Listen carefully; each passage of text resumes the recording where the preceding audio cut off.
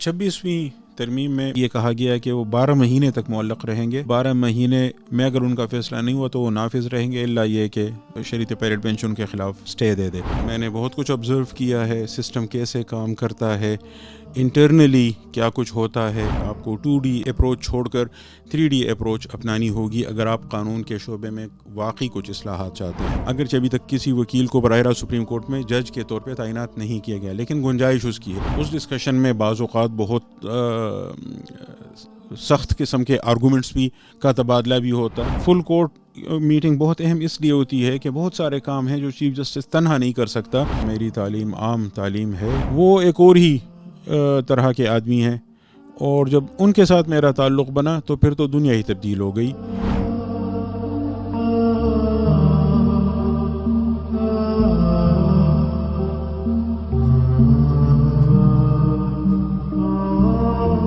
السلام علیکم، میں ہوں رفیق اعظم بادشاہ. آج بنوریا میڈیا کے پوڈ کاسٹ میں ہمارے مہمان ہیں ہمارے ہر دل عزیز استاد professor doctor Muhammad Mushtaq Ahmad sahab. Doctor صاحب نے حال ہی میں بطور secretary chief justice of Pakistan serve کیا ہے. اس سے قبل پروفیسر صاحب DG شریعہ اکیڈمی بین الاقوامی اسلامی یونیورسٹی اسلام آباد بھی رہے ہیں. ڈاکٹر صاحب chairman faculty Shariah and law بین الاقوامی اسلامی یونیورسٹی اسلام آباد بھی سرو کر چکے ہیں. ڈاکٹر صاحب کئی کتابوں کے مصنف ہیں اور ان کے درجنوں مقالات بین الاقوامی جرائد میں چھپ چکے ہیں. اس وقت ڈاکٹر صاحب شفا تعمیر ملت یونیورسٹی میں بطور dean faculty of Shariah and law فرائض سر انجام دے رہے ہیں. استاد محترم کا پس منظر بین الاقوامی آئینی اور انسانی حقوق کے قوانین میں مہارت پر مبنی ہے. آج کے پوڈ کاسٹ کے 3 حصے ہوں گے. پہلا حصہ حال ہی میں ڈاکٹر صاحب کا سپریم کورٹ میں گزرے وقت اور تجربے کے حوالے سے ہوگا. دوسرا حصہ ڈاکٹر صاحب کی زندگی اور ان کا علمی سفر، اور تیسرا حصہ آئینی اور قانونی مباحث پر مبنی ہوگا. بہت شکریہ ڈاکٹر صاحب، آپ نے اپنی قیمتی وقت سے ہمیں وقت دیا. یہ شکریہ تو مجھے آپ کا ادا کرنا چاہیے. ویسے ڈاکٹر صاحب گزشتہ 1.5-2 سال آپ سپریم کورٹ میں رہے، جہاں آپ نے عدلیہ اور انصاف کے نظام کو قریب سے دیکھا. اس دوران آپ کا کیا تجربہ رہا؟ اس عرصے نے آپ کے عدلیہ کے بارے میں خیالات پر کیا اثر ڈالا؟ بسم اللہ الرحمن الرحیم. سب سے پہلے تو میں آپ کا شکریہ ادا کرنا چاہوں گا، اور بنوریا کا خصوصاً اس جامعہ کے ساتھ تو میرا قسم کا قلبی تعلق ہے. اور جب آپ نے مجھے ان کا پیغام پہنچایا نعمان نعیم صاحب کا اور فرحان نعیم صاحب کا، تو ظاہر ہے میرے لیے نہ کی گنجائش نہیں تھی. بہت شکریہ ڈاکٹر صاحب. تو باقی رہا یہ سوال کہ سپریم کورٹ میں جو میں نے 1 سال سے کچھ اوپر عرصہ گزارا ہے، تقریباً 405 دن اگر میں ایگزیکٹلی کہوں تو 405 دن گزارے ہیں. تو یہ ایک بہت ہی دلچسپ تجربہ تھا، اور اس میں سیکھنے کے لیے بہت کچھ تھا. ویسے تو ظاہر قانون کے طالب علم کی حیثیت سے میرا اس شعبے کے ساتھ تعلق یوں کہیں کہ کوئی 30 سال پر مبنی ہے.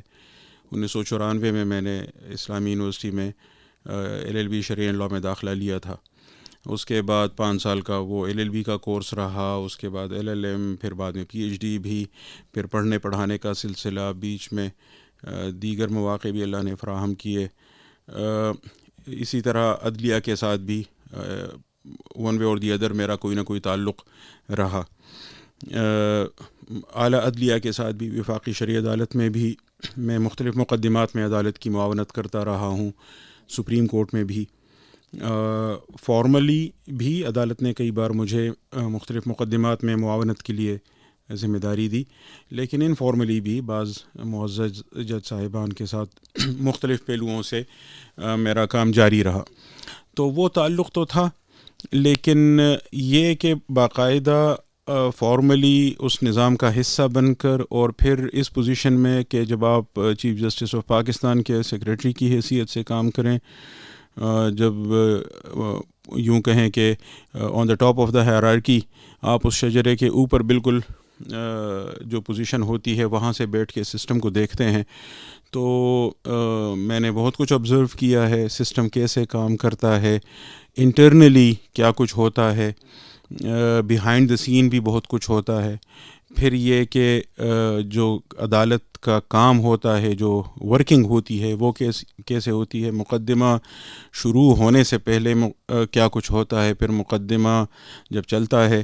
مجھے اس میں ایسے مواقع بھی میسر تھے کہ میں عدالت میں بیٹھ کے chief justice of Pakistan justice قاضی فائز عیسیٰ صاحب کو معاونت فراہم کرتا تھا جہاں کہیں میری ضرورت ہوتی تھی, اور بعض اوقات میں عدالت میں نہیں ہوتا تھا, لیکن ظاہر بیک گراؤنڈ میں انتظامی معاملات میں بھی بہت کچھ مجھے ذمہ داریاں دی گئی تھیں جو میں نے نبھانی تھیں.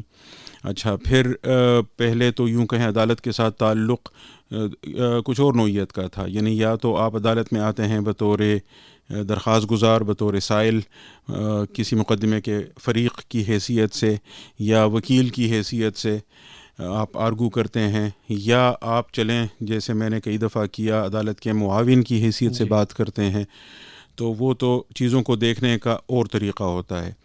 اب جہاں میں بیٹھا کرتا تھا, مثال کے طور پر کورٹ روم نمبر 1 میں جہاں بڑے اہم کیسز چلتے تھے, تو اس سائڈ پہ ججز بیٹھے ہوتے تھے, جو بینچ تھا, اور چیف جسٹس کی سربراہی میں کئی ججز وہ بیٹھ کر مقدمہ سنتے تھے.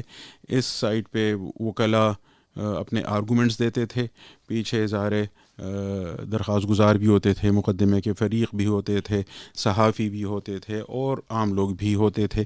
یہاں سے میں ادھر بھی دیکھتا تھا, ادھر بھی دیکھتا تھا, اور ظاہر سامنے لیپ ٹاپ کی اسکرین بھی ہوتی تھی, تو بیک وقت بہت سارا کام ہوتا تھا.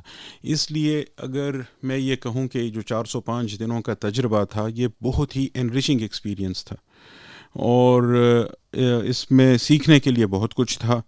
کام کا بوجھ بھی یقیناً بہت زیادہ تھا, اور پھر بالخصوص قاضی صاحب کے ساتھ کام کرنا کوئی آسان کام نہیں تھا.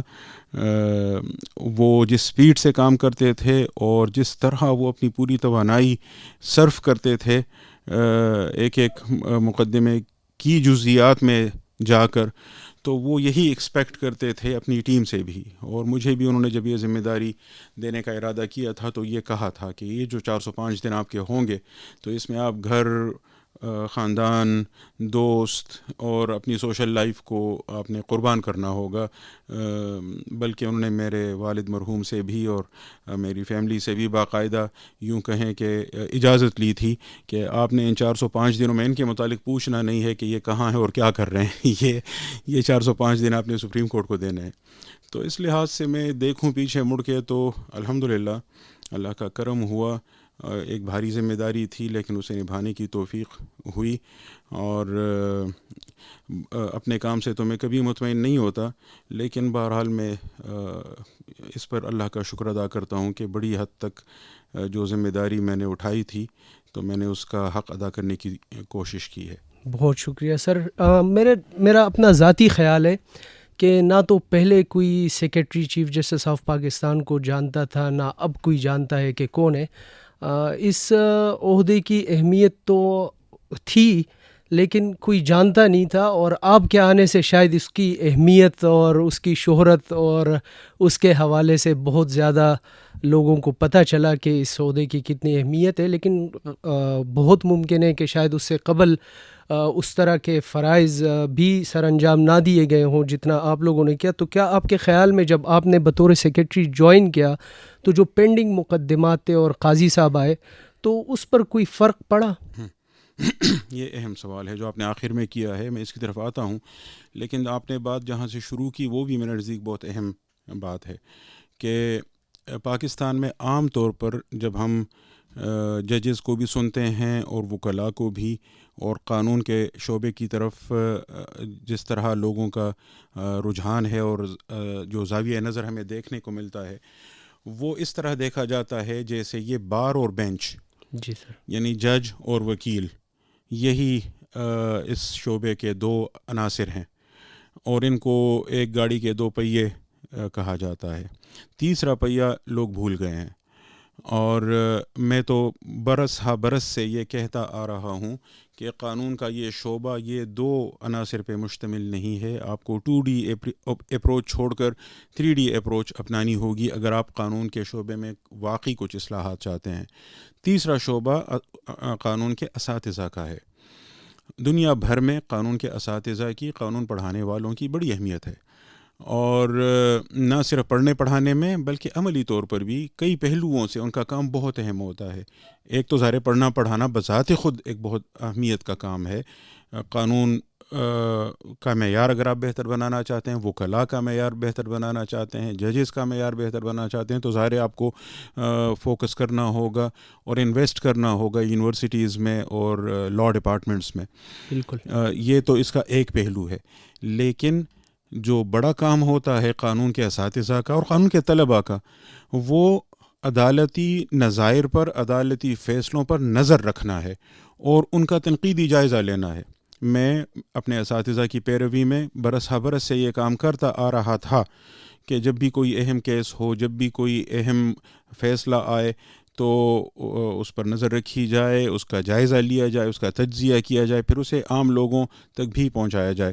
اچھا، اس تنقید سے بعض ججز فائدہ بھی اٹھاتے ہیں، اور جنہوں نے ایسی تنقیدوں سے، جو فیصلوں پر قانون کے ماہرین، قانون کے اساتذہ کی جانب سے جو تنقیدیں آتی ہیں، جو ججز ان سے فائدہ اٹھاتے ہیں، ان کے فیصلوں کا معیار بھی ظاہر بہتر ہوتا جاتا ہے. دنیا بھر میں یہ قانون کے شعبوں کا یونیورسٹیز میں سب سے اہم کام یہ لاء ریویو کا ہوتا ہے. اچھا، پھر یہ کہ کئی ممالک ایسے ہیں جہاں قانون کے اساتذہ کو اعلیٰ عدلیہ میں ججوں کی حیثیت سے بھی تعینات کیا جاتا ہے. بدقسمتی سے ہمارے ہاں اب تک اس شعبے پر یوں کہیں کہ ججوں اور وکلاء نے ایسی روک لگائی ہوئی ہے کہ اس میں قانون کے اساتذہ کے لیے ہائی کورٹس میں یا سپریم کورٹ میں تعیناتی کا کوئی راستہ نہیں ہے. سپریم کورٹ میں تو بلکہ براہ راست وکیل کو بھی یعنی ایٹ لیسٹ تھیوریٹیکلی اپوائنٹ کیا جا سکتا ہے، اگرچہ ابھی تک کسی وکیل کو براہ راست سپریم کورٹ میں جج کے طور پہ تعینات نہیں کیا گیا، لیکن گنجائش اس کی ہے. لیکن قانون کے اساتذہ کے لیے ایسی کوئی گنجائش نہیں ہے. ایک گنجائش کسی حد تک آپ کہہ سکتے ہیں کہ سپریم کورٹ شریعت اپیلیٹ بینچ میں قانون یا اسلامی قانون کے ماہرین کو بطور رکن، ان کو جج نہیں کہا جاتا، بطور ایڈ ہاک رکن تعینات کیا جا سکتا ہے. وہ ایک ظاہر بہت محدود دائرہ ہے اس کا، اور اس کو ہمارے نظام میں اس طرح کی اہمیت بھی نہیں دی گئی جو اس کا حق ہے. تو بہرحال میں یہ کہہ رہا تھا کہ قانون کے شعبے کے لیے 3D اپروچ ہونی چاہیے، بلکہ میں تو قانون کی تعلیم کے حوالے سے بھی یہ کہتا آ رہا ہوں کہ وہ جو سپریم کورٹ کا فیصلہ ہے کہ لاء کالجز کا معیار خراب ہے اور بار کونسل نے یہ تجاویز دی ہیں اور اب اس کو اس طرح ٹھیک کیا جائے.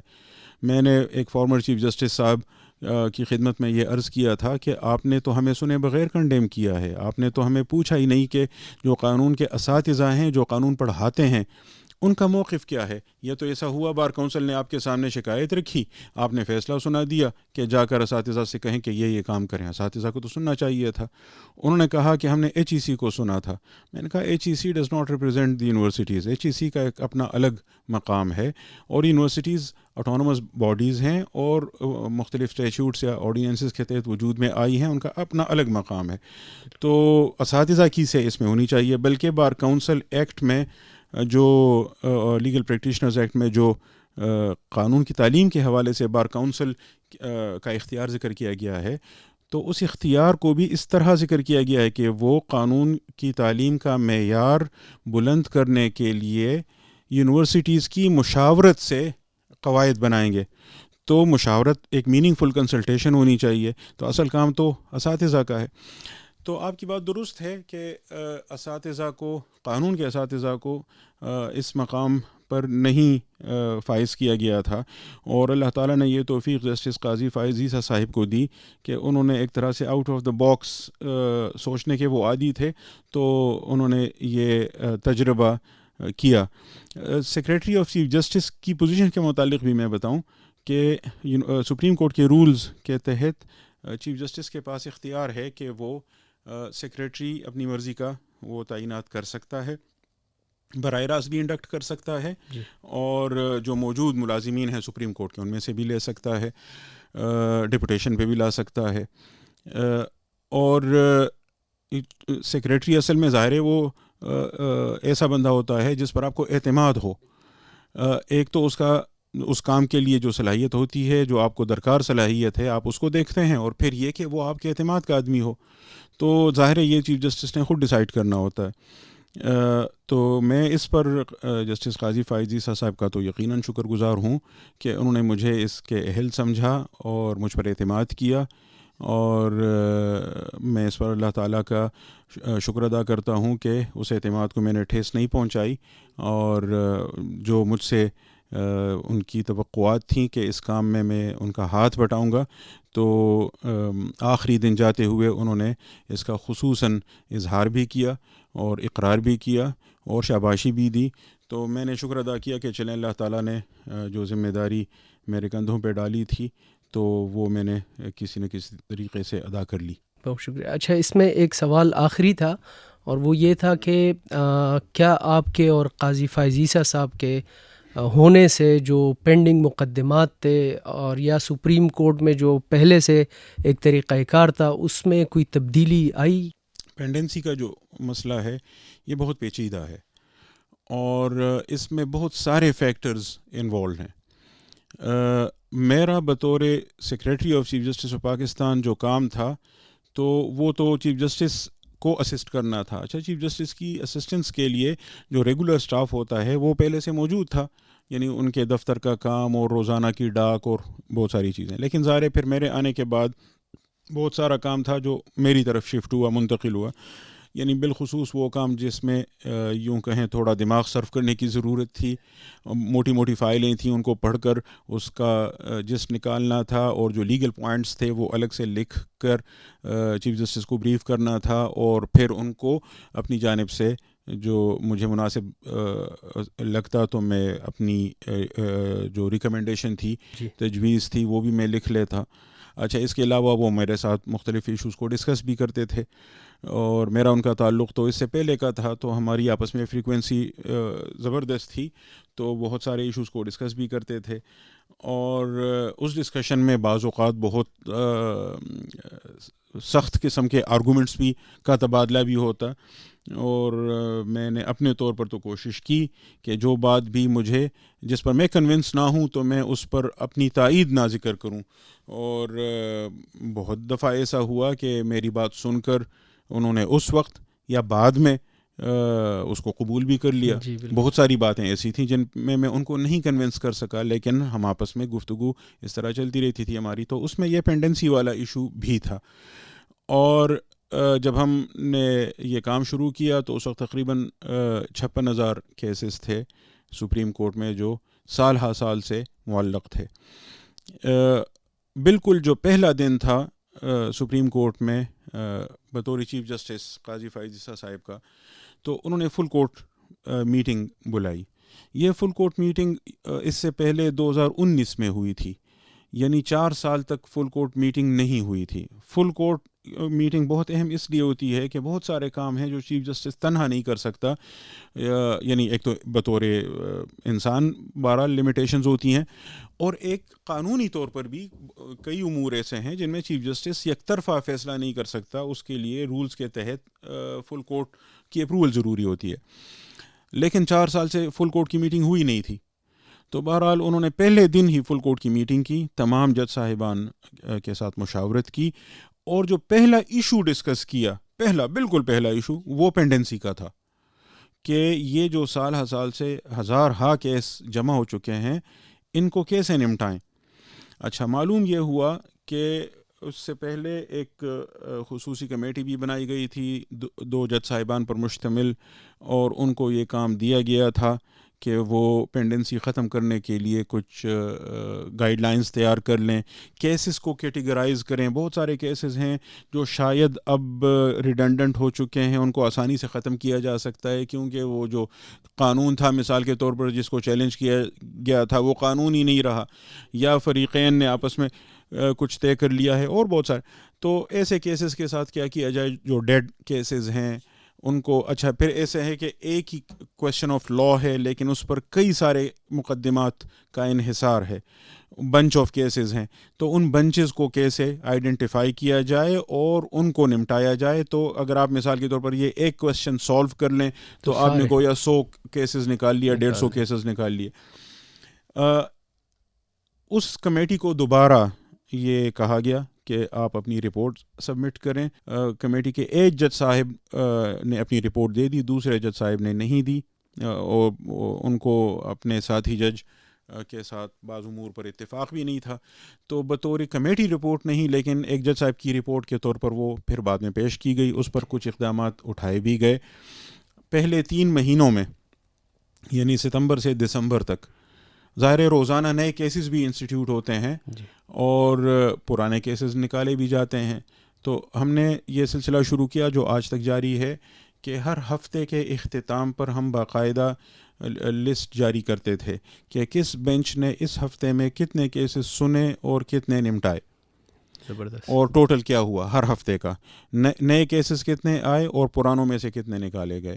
پھر پہلے جو 3 مہینے تھے اگر اس کی رپورٹ, اور ہم نے سیمائی رپورٹیں بھی دینی شروع کی, تو جو اگر پہلے 3 مہینوں کی رپورٹ جو ہے, جو پہلی سیمائی رپورٹ ہے, وہ آپ دیکھیں تو اس میں نئے کیسز کے انسٹیٹیوشن کے باوجود پینڈنسی کم ہوئی, یعنی 55,000 تک آ گئی.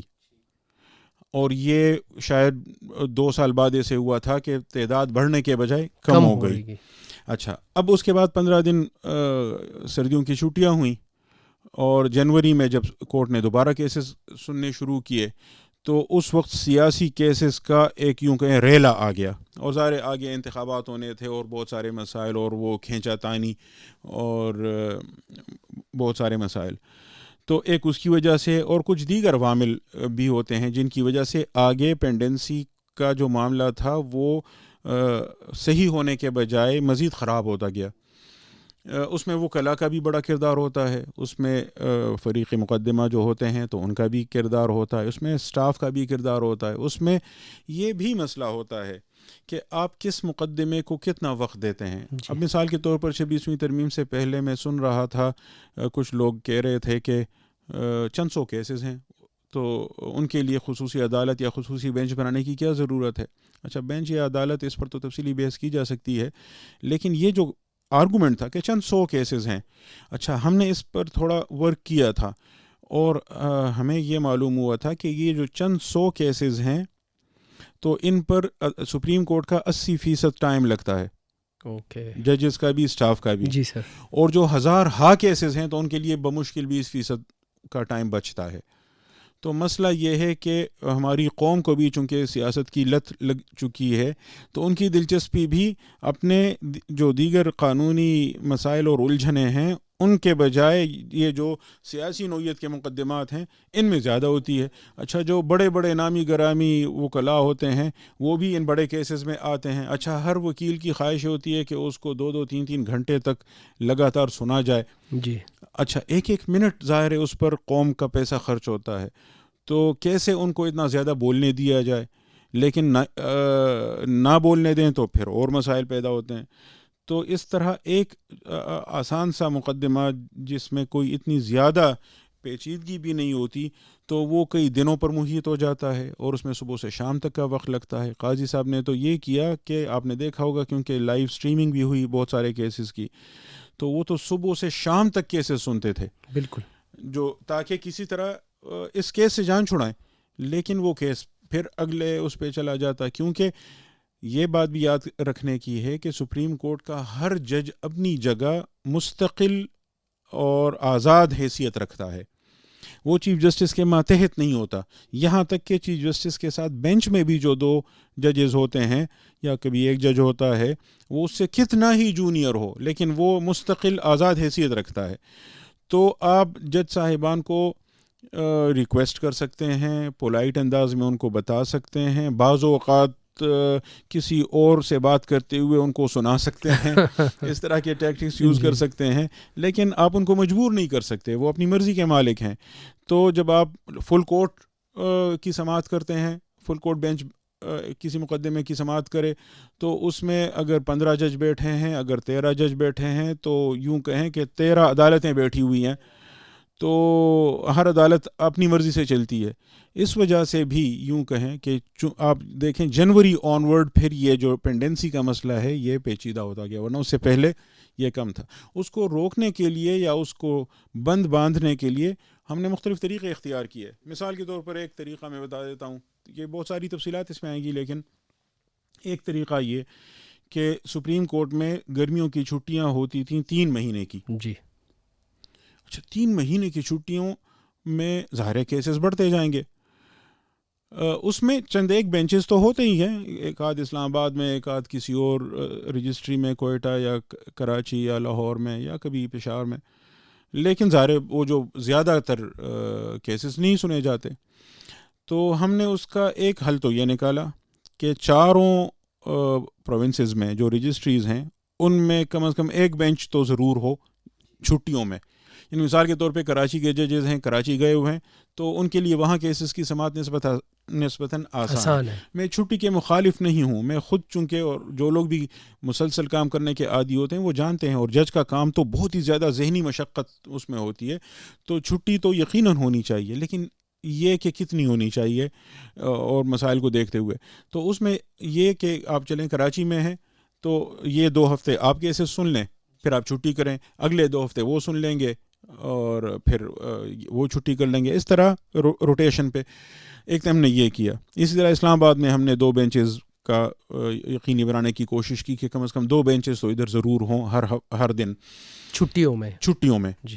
مزید ہم نے یہ کیا کہ چھٹیاں، قاضی صاحب نے یہ کہا رولز دیکھ کر کہ سپریم کورٹ کے رولز کو تو چیف جسٹس نہیں چینج کر سکتا. وہ جیسے میں نے کچھ دیر پہلے کہا نا کہ فل کورٹ کے پاس کچھ اختیارات ہیں، تو سپریم کورٹ رولز میں تبدیلی بھی فل کورٹ کا اختیار ہے، تو فل کورٹ کے بغیر تو اس میں تبدیلی نہیں ہو سکتی تھی. تو گرمیوں کی چھٹیاں شروع کب ہوں گی یہ ڈیسائیڈ کرنے کا اختیار چیف جسٹس کے پاس تھا، لیکن ختم کب ہوں گی تو رولز میں لکھا ہوا تھا ستمبر میں جو دوسرا منڈے آتا ہے تو اس سے نیا عدالتی سال شروع ہوگا، گرمیوں کی چھٹیاں وہاں ختم ہوں گی. اچھا گویا چھٹیاں ختم کرنے میں تو ان کا کوئی رول نہیں تھا، لیکن چھٹیاں شروع کرنے میں وہ روک لگا سکتے تھے. تو 15 جون کے بجائے انہوں نے چھٹیاں 15 جولائی سے شروع کی. اچھا، تو ایک مہینہ بڑھا دیا کام کا، اور چھٹیوں کا 1 مہینہ کر دیا کم. اس کے نتیجے میں بھی ظاہر کچھ فائدہ ہوا. تو مسائل اور بھی ہیں، لیکن یہ کہ ہم نے اپنی سی کوشش کی، کس حد تک کامیاب رہے یہ آپ لوگ ہی فیصلہ کر سکتے ہیں. ڈاکٹر صاحب آپ سے مزید ہم شریعہ اپیلیٹ بینچ جو ہے سپریم کورٹ کا یا وفاقی شرعی عدالت ہے اس پر انشاءاللہ مزید آپ سے سوالات کریں گے، لیکن اس وقت ہم جاننا چاہتے ہیں کہ آپ کا تعلق ایک معروف علمی، دینی، سیاسی خاندان سے ہے، تو کیا آپ بتانا پسند فرمائیں گے اس بارے میں، اس پس منظر کے بارے میں، اپنے تعلیمی سفر کے بارے میں، اپنے بارے میں، اپنی فیملی کے بارے میں کچھ بتانا فرمائیں گے؟ میرا تعلق الحمدللہ ایک علمی گھرانے سے ہے، جو علمی بھی ہے اور اس کا عملی سیاست میں بھی کردار رہا ہے. میرے دادا مرحوم علامہ مفتی مدرار اللہ مدرار نقشبندی قائد اعظم کے قریبی ساتھیوں میں تھے جی. اور انہوں نے ویسے تو عملی طور پر اپنی سیاسی زندگی کا آغاز انہوں نے مجلس احرار کے ساتھ کیا تھا، اور بعد میں وہ انہوں نے اپنی جمعیت علماء سرحد کے نام سے تنظیم بنائی تھی. ان دنوں ظاہر جو ایک بڑی علماء کی تنظیم تھی جمعیت علماء ہند کے نام سے. تو جو ہمارا صوبہ تھا جس کو ان دنوں صوبہ سرحد کہا جاتا تھا، تو اس میں میرے دادا مرحوم نے دیگر علماء کے ساتھ مل کر جمعیت علماء سرحد بنائی تھی، اور اس پلیٹ فارم سے وہ مسلم لیگ کو سپورٹ کرتے تھے، اور قائد اعظم کے ساتھ ان کا تعلق تھا. وہ اور ان کے جو بڑے بھائی تھے مولانا محمد شعیب جی، ان کا اس تحریک میں بہت اہم کردار رہا. قائد اعظم نے جب برطانیہ سے واپس آ کر مسلم لیگ کی قیادت سنبھالی اور 1937 کے انتخابات کے بعد انہوں نے مسلم لیگ کو عوامی جماعت بنانے کی کوشش کی، تو اس سلسلے میں صوبہ سرحد میں بھی انہوں نے مسلم لیگ کی تنظیم نو کی، اور صوبائی مسلم لیگ جو بنائی تو اس کے پہلے صدر کے طور پر میرے دادا کے جو بڑے بھائی تھے مولانا محمد شعیب، ان کو منتخب کیا گیا. تو وہ صوبائی سطح پر مسلم لیگ کے پہلے صوبائی صدر تھے 1937 میں بھی، پھر 1938 میں بھی. اسی طرح جو 1940 میں قرارداد لاہور کا مرحلہ آیا تو دونوں بھائی وہاں اس میں شریک ہوئے اور قائد اعظم کو اپنی جانب سے بھرپور سپورٹ کا یقین بھی دلایا. پھر قائد اعظم کے کہنے پر اور ان کی ہدایت پر میرے دادا مرحوم نے قبائلی علاقوں کا بھی دورہ کیا اور وہاں قائد اعظم کا پیغام قبائلی عمائدین تک پہنچایا. وہاں جو روحانی بزرگ ہوتے تھے باجوڑ میں، چارمنگ میں، دیگر قبائلی علاقوں میں، ہر جگہ جا کر انہوں نے قائد اعظم کا پیغام پہنچایا اور مسلم لیگ کو ایک طرح سے یوں کہیں کہ عوامی جماعت بنانے میں ان کا بڑا کردار رہا. آپ جانتے ہیں کہ حکیم الامت مولانا اشرف علی تھانوی رحمہ اللہ نے بھی اپنے شاگردوں کو، خلفاء کو مسلم لیگ کا اور قائد اعظم کا ساتھ دینے کی ہدایت کی تھی. اور پھر مولانا شبیر احمد عثمانی صاحب رحمہ اللہ نے جب جمعیت علماء اسلام قائم کی تو میرے دادا مرحوم نے اپنی جمعیت علماء سرحد اس میں ضم کی. اور پھر اس پلیٹ فارم سے ان کا مسلم لیگ کے ساتھ تعاون جاری رہا. قائد اعظم کے ان کے نام خطوط بھی ہیں، اور پھر انہوں نے ریفرینڈم کو کامیاب بنانے میں بھی بڑا اہم کردار ادا کیا. اور اس کے بعد بھی ان کا جو خدمات کا سلسلہ تھا وہ جاری تھا. میرے والد صاحب مرحوم جناب اکرام اللہ شاہد، وہ بھی عملی سیاست میں بھی رہے اور مردان کہ وہ چیئرمین بھی رہے، صوبائی اسمبلی کے رکن بھی رہے، پھر صوبائی اسمبلی کے ڈپٹی اسپیکر بھی رہے، اور اسی طرح وہ علمی کاموں میں بھی اپنی سیاست کے باوجود اس میں مصروف رہے. اور اقبال اور افغانستان کے نام سے ان کا ایم فل کا مقالہ تھا، اور وہ بعد میں کتابی صورت میں بھی شائع ہوا. دیگر بھی ان کی کئی کتابیں ہیں. اور جہاں تک میری تعلیم کا تعلق ہے تو میری تعلیم عام تعلیم ہے. ایف ایس سی میں نے P A F college, Pakistan air force college Risalpur سے کی. اس سے پہلے میٹرک مردان کے عام سرکاری اسکول سے کیا، گورنمنٹ ہائی اسکول نمبر 2 مردان سے. بہت اچھے اساتذہ تھے ہمارے، اللہ تعالیٰ ان سب کو بہترین اجر دے. ایف ایس سی پھر میں نے پی ایف کالج سے کی. اس کے بعد میں نے ان دنوں، یہ 1994 کی بات ہے، 93-94 کی، تو میرے دادا بیمار تھے اور کافی ضعیف العمر تھے. تو وہ ان کے پاس جب کوئی مستفتی آتا تھا، استفتاء کرتا تھا، تو وہ خود لکھنا ان کے لیے مشکل ہو گیا تھا. تو میری یہ ذمہ داری تھی کہ میں ان کے ساتھ بیٹھ کے، وہ مجھے بتاتے، املا کراتے اور میں لکھتا. تو مجھے یہ سعادت ملی کہ ان کی جو فتاویٰ کی کتاب ہے یا رجسٹر تھی، تو اس میں ان کے ہاتھ کے علاوہ اگر کسی کا لکھا ہوا ہے تو میرا ہے. تو مجھے انہوں نے یوں کہیں کہ ان کی خصوصی نظر مجھ پہ رہی اور دعائیں بھی ان کی ملی مجھے. پھر میرے جو نانا تھے وہ فاضل دیوبند تھے، حکیم حافظ ضیاء الاسلام، بہت اعلیٰ پائے کے طبیب تھے. تو ان کی دعاؤں کا بھی سلسلہ الحمدللہ رہا. تو اس کے نتیجے میں یہ ہوا کہ جو میرا رجحان تھا، عام طور پر تو لوگ کہتے تھے میڈیکل کالج میں جائیں، pre medical F S C تھی میرا میڈیکل کالج میں داخلے کا امکان بھی تھا. لیکن ان دنوں میرے دادا کا انتقال بھی ہوا تو کچھ اس کا بھی اثر تھا. تو میں نے ارادہ کیا کہ میں نے دینی تعلیم حاصل کرنی ہے، اور اس کے لیے پھر بین الاقوامی اسلامی یونیورسٹی میں میں نے داخلہ لیا. وہ ایک الگ دلچسپ کہانی ہے، کسی وقت اللہ موقع دے تو وہ بھی بیان کریں گے. تو اسلامک یونیورسٹی سے میں نے پھر LLB honours Shariah and law کیا، اور اس کے بعد وہیں سے LLM شریعہ اینڈ لاء کیا. اور اس میں جو LLM کا میرا مقالہ تھا تو وہ آزادی کے لیے مسلح جدوجہد کے جواز پر تھا، بین الاقوامی قانون میں بھی اور اسلامی شریعت میں بھی. اس کے بعد اسی دوران میں نے پشاور یونیورسٹی سے سیاسیات میں MA کیا، پولیٹیکل سائنس میں، اور پھر بعد میں PhD بھی اسلامک یونیورسٹی سے ہی کی. اس میں سیاسہ شرعیہ کے تصور پر، حنفی فقہ میں بالخصوص جو حدود اور جنایات کے ابواب میں سیاسہ شرعیہ کا اصول فقہا نے کیسے برتا ہے، تو اس پر میرا PhD کا تھیسس تھا. اور اس اصول کی روشنی میں پاکستان میں جو فوجداری قوانین ہیں ان میں کیسے بہتری لائی جا سکتی ہے، یہ موضوع تھا. ٹھیک. تو پی ایچ ڈی میں نے اس پر کی. میں ایل ایل ایم کے دوران میں ہی مجھے سول جج کے طور پر تعینات کیا گیا. مجھے اللہ تعالیٰ نے وہ موقع دیا، لیکن اسی دوران میں مجھے پشاور یونیورسٹی میں لیکچرشپ آفر ہوئی، تو میں نے سول ججی چھوڑ کر پشاور یونیورسٹی جوائن کی. اور پھر کچھ عرصے بعد واپس اپنی یونیورسٹی بین الاقوامی اسلامی یونیورسٹی میں آ گیا بطور لیکچرر.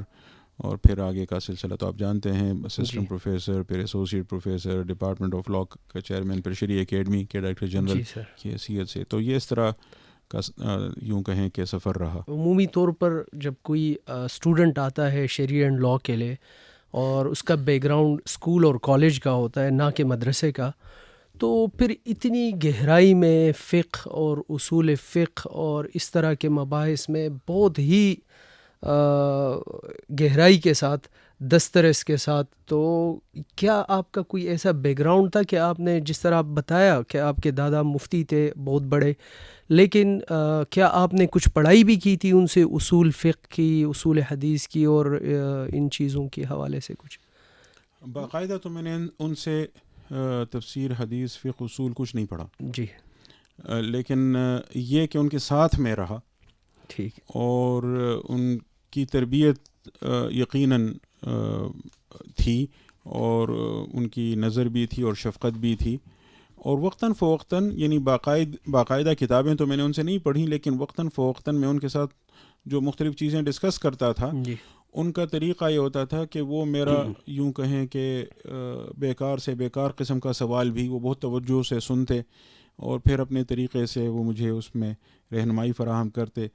ان کا یعنی وہ بہت باروب اور دبدبہ رکھنے والے آدمی تھے، اور ان کے سامنے یعنی میں ان کو دیکھ کر بات نہیں کر سکتا تھا، بس نظریں نیچی کر کے میں ان کے سامنے سوال اپنا عرض کرتا تھا. لیکن ان کی طرف سے بے حد شفقت ہوتی اور بہت محبت ہوتی. اسی طرح جو میرے نانا تھے، تو وہ بھی یعنی ان کے سامنے تو جو ان کی اپنی اولاد ہے، یعنی میرے ماموں، تو وہ تو سر پر ٹوپی رکھے بغیر بھی نہیں حاضر ہوتے تھے. لیکن ہمارے لیے ایسی کوئی پابندی نہیں تھی. میری نانی کہا کرتی تھی کہ آپ لوگ اپنے نانا کی اتنی تعریف کرتے ہیں، آپ تک پہنچتے پہنچتے بہت اچھے ہو گئے ہیں. تو یقیناً ان کی بزرگوں کی شفقت اور دعائیں تو ہیں، اور سب کچھ جو کچھ ہے اسی کی برکت سے ہے. باقاعدہ میں نے ان سے نہیں پڑھا، لیکن یہ آخری سال جو میں نے ان کے ساتھ گزارا، اور وہ نقشبندی سلسلے میں تھے، اور وہ خواجہ عبد المالک صدیقی جو خانے والے، ان کے خلیفہ مجاز تھے. تو میں نے بھی ان سے بیعت کی اپنے دادا سے. نقشبندی سلسلے میں کچھ عرصہ میں یوں کہیں کہ جو وظائف اور اوراد کا سلسلہ تھا تو وہ بھی جاری رکھا. بعد میں ظاہر ہم اور کاموں میں لگ گئے تو وہ چیزیں تو رہ گئیں. تو یہ جو آخری سال ڈیڑھ میں نے ان کے بہت قریب گزارا، تو ہو سکتا ہے کہ اس کا اثر یعنی ہو میری اپروچ میں یا فقہ کے ساتھ دلچسپی میں. ویسے جو ان کے والد تھے یعنی میرے پردادا، تو وہ لوگ فقہ میں تخصص کے لیے ان کے پاس آتے تھے. تو شاید کوئی جینیٹک وہ بھی ہو، اس کا اثر بھی ہو. لیکن اس کے بعد جو اسلامک یونیورسٹی میں مجھے اللہ تعالیٰ نے موقع دیا، یہاں آیا، تو یہاں جو اساتذہ تھے انہوں نے جس طرح گائیڈ کیا، جس طرح پڑھایا، وہ خاصے کی چیز تھی. یعنی مثال کے طور پر جنایات میں ہمارے استاد تھے ڈاکٹر سعد الجبالی، مصر سے تھے. اچھا، اور یار وہ جس موضوع پر، یعنی وہ آج انہوں نے مثال کے طور پر حدود پڑھاتے ہوئے شبہ کے موضوع پر لیکچر دیا. اختتام پر وہ کہتے ہیں کہ انا کاتب فی ھذا الموضوع. اچھا، اس پر میں نے لکھا ہوا ہے، کیا لکھا؟ تو وہ کوئی مقالہ ان کا، کوئی کتابچہ بعض وقت. اچھا، تو جنایات کے 2 کورسز ہم نے ان سے پڑھے، نہیں 1 سال ہم نے یوں کہیں کہ ان سے استفادہ کیا. اختتام پر ہم نے ان سے کہا کہ آپ نے جو اتنا کچھ لکھا ہے تو وہ تو کبھی ہمیں دکھائیں. کبھی کبھی وہ دے بھی دیتے تھے، فلاں صفحہ پڑھیں، فلاں جگہ یہ دیکھیں، وہ دیکھیں. لیکن ایک دن وہ سارا اکٹھا کر کے لائے تھے، اتنا بڑا بریف کیس تھا. انہوں نے کھولا، اس کے اندر مقالات ہی مقالات اور کتابیں کتابیں. تو ہر موضوع پہ یعنی جنایات سے متعلق ان کا تھا. پھر خصوصاً چند اساتذہ تھے جن کا بہت ہی زیادہ مجھ پہ احسان ہے. ان میں میں سب سے پہلے ذکر کرنا چاہوں گا پروفیسر ڈاکٹر محمد منیر صاحب کا. جی کہ وہ ان دنوں بالکل نوجوان تھے اور بہت انرجیٹک. آج کل ان میں ماشاء اللہ اتنی انرجی پائی جاتی ہے, تو ان دنوں تو آپ یعنی تصور کر سکتے ہیں کہ کس طرح کے. تو ان کا جورسپروڈنس کے ساتھ خصوصی وہ تھا, لگاؤ تھا. جی سر. اور انٹرنیشنل لاء کے ساتھ. تو اس کا اثر ہم پر ہوا کہ ہماری دلچسپی کے بھی یہی دو ایریاز ہو گئے ابتدا سے ہی, جورسپروڈنس اور انٹرنیشنل لاء. اچھا, ان سے میں نے LLB میں کوئی 7 کورسز پڑھے, LLM میں بھی ان سے 2 کورسز پڑھے, پھر PhD میں وہ میرے تھیسس کے بھی سپروائزر رہے. تو ظاہر ہے ان کا یقیناً اثر رہا. اسی طرح جو جن کا میں خصوصاً ذکر کرنا چاہوں گا تو وہ ڈاکٹر ظفر اسحاق انصاری صاحب تھے, جو بہت بڑے اسکالر تھے اور بلکہ استاذ الاساتذہ تھے. اور ان کے ساتھ جو چند سال میں نے گزارے, میرا ایک مقالہ ایڈٹ کرنے میں انہوں نے 2 سال لگائے. دارالاسلام اور دارالحرب پر جو میرا مقالہ انگریزی میں چھپا ہے 2008 میں, یہ میں نے لکھا تھا 2006 میں. اور یہ پہلے جیسے ان کا طریقہ تھا, نام وغیرہ ہٹا کر ریویو کے لیے بھیج دیتے تھے, پاکستان کے اندر بھی پاکستان سے باہر بھی. ان ریویوز کی روشنی میں آپ اپنا مقالہ اس کو ریوائز کر لیتے, اس کے بعد ان کی ٹیبل تک چیز پہنچتی, اور پھر اس کے بعد ان کا سلسلہ شروع ہو جاتا. تو وہ اس طرح کا سلسلہ تھا کہ مثال کے طور پر ایک ڈرافٹ انہوں نے ایڈٹ کیا, مجھے فون کیا کہ اگر آپ کو زحمت نہ ہو تو کل آپ تشریف لا سکتے ہیں. اس طرح بات کرتے تھے. میں کہا جی ضرور, میں کل آ جاتا ہوں. میں گیا تو انہوں نے مجھے بٹھایا. ظہر کے بعد عصر تک تقریباً 2-2.5 گھنٹے ہم نے اس مقالے پر انہوں نے میرے ساتھ بات کی. اور میں نے دیکھا ہر صفحہ انہوں نے لہو لہان کیا ہوا تھا, یہاں وہاں پتہ نہیں کیا کیا کچھ.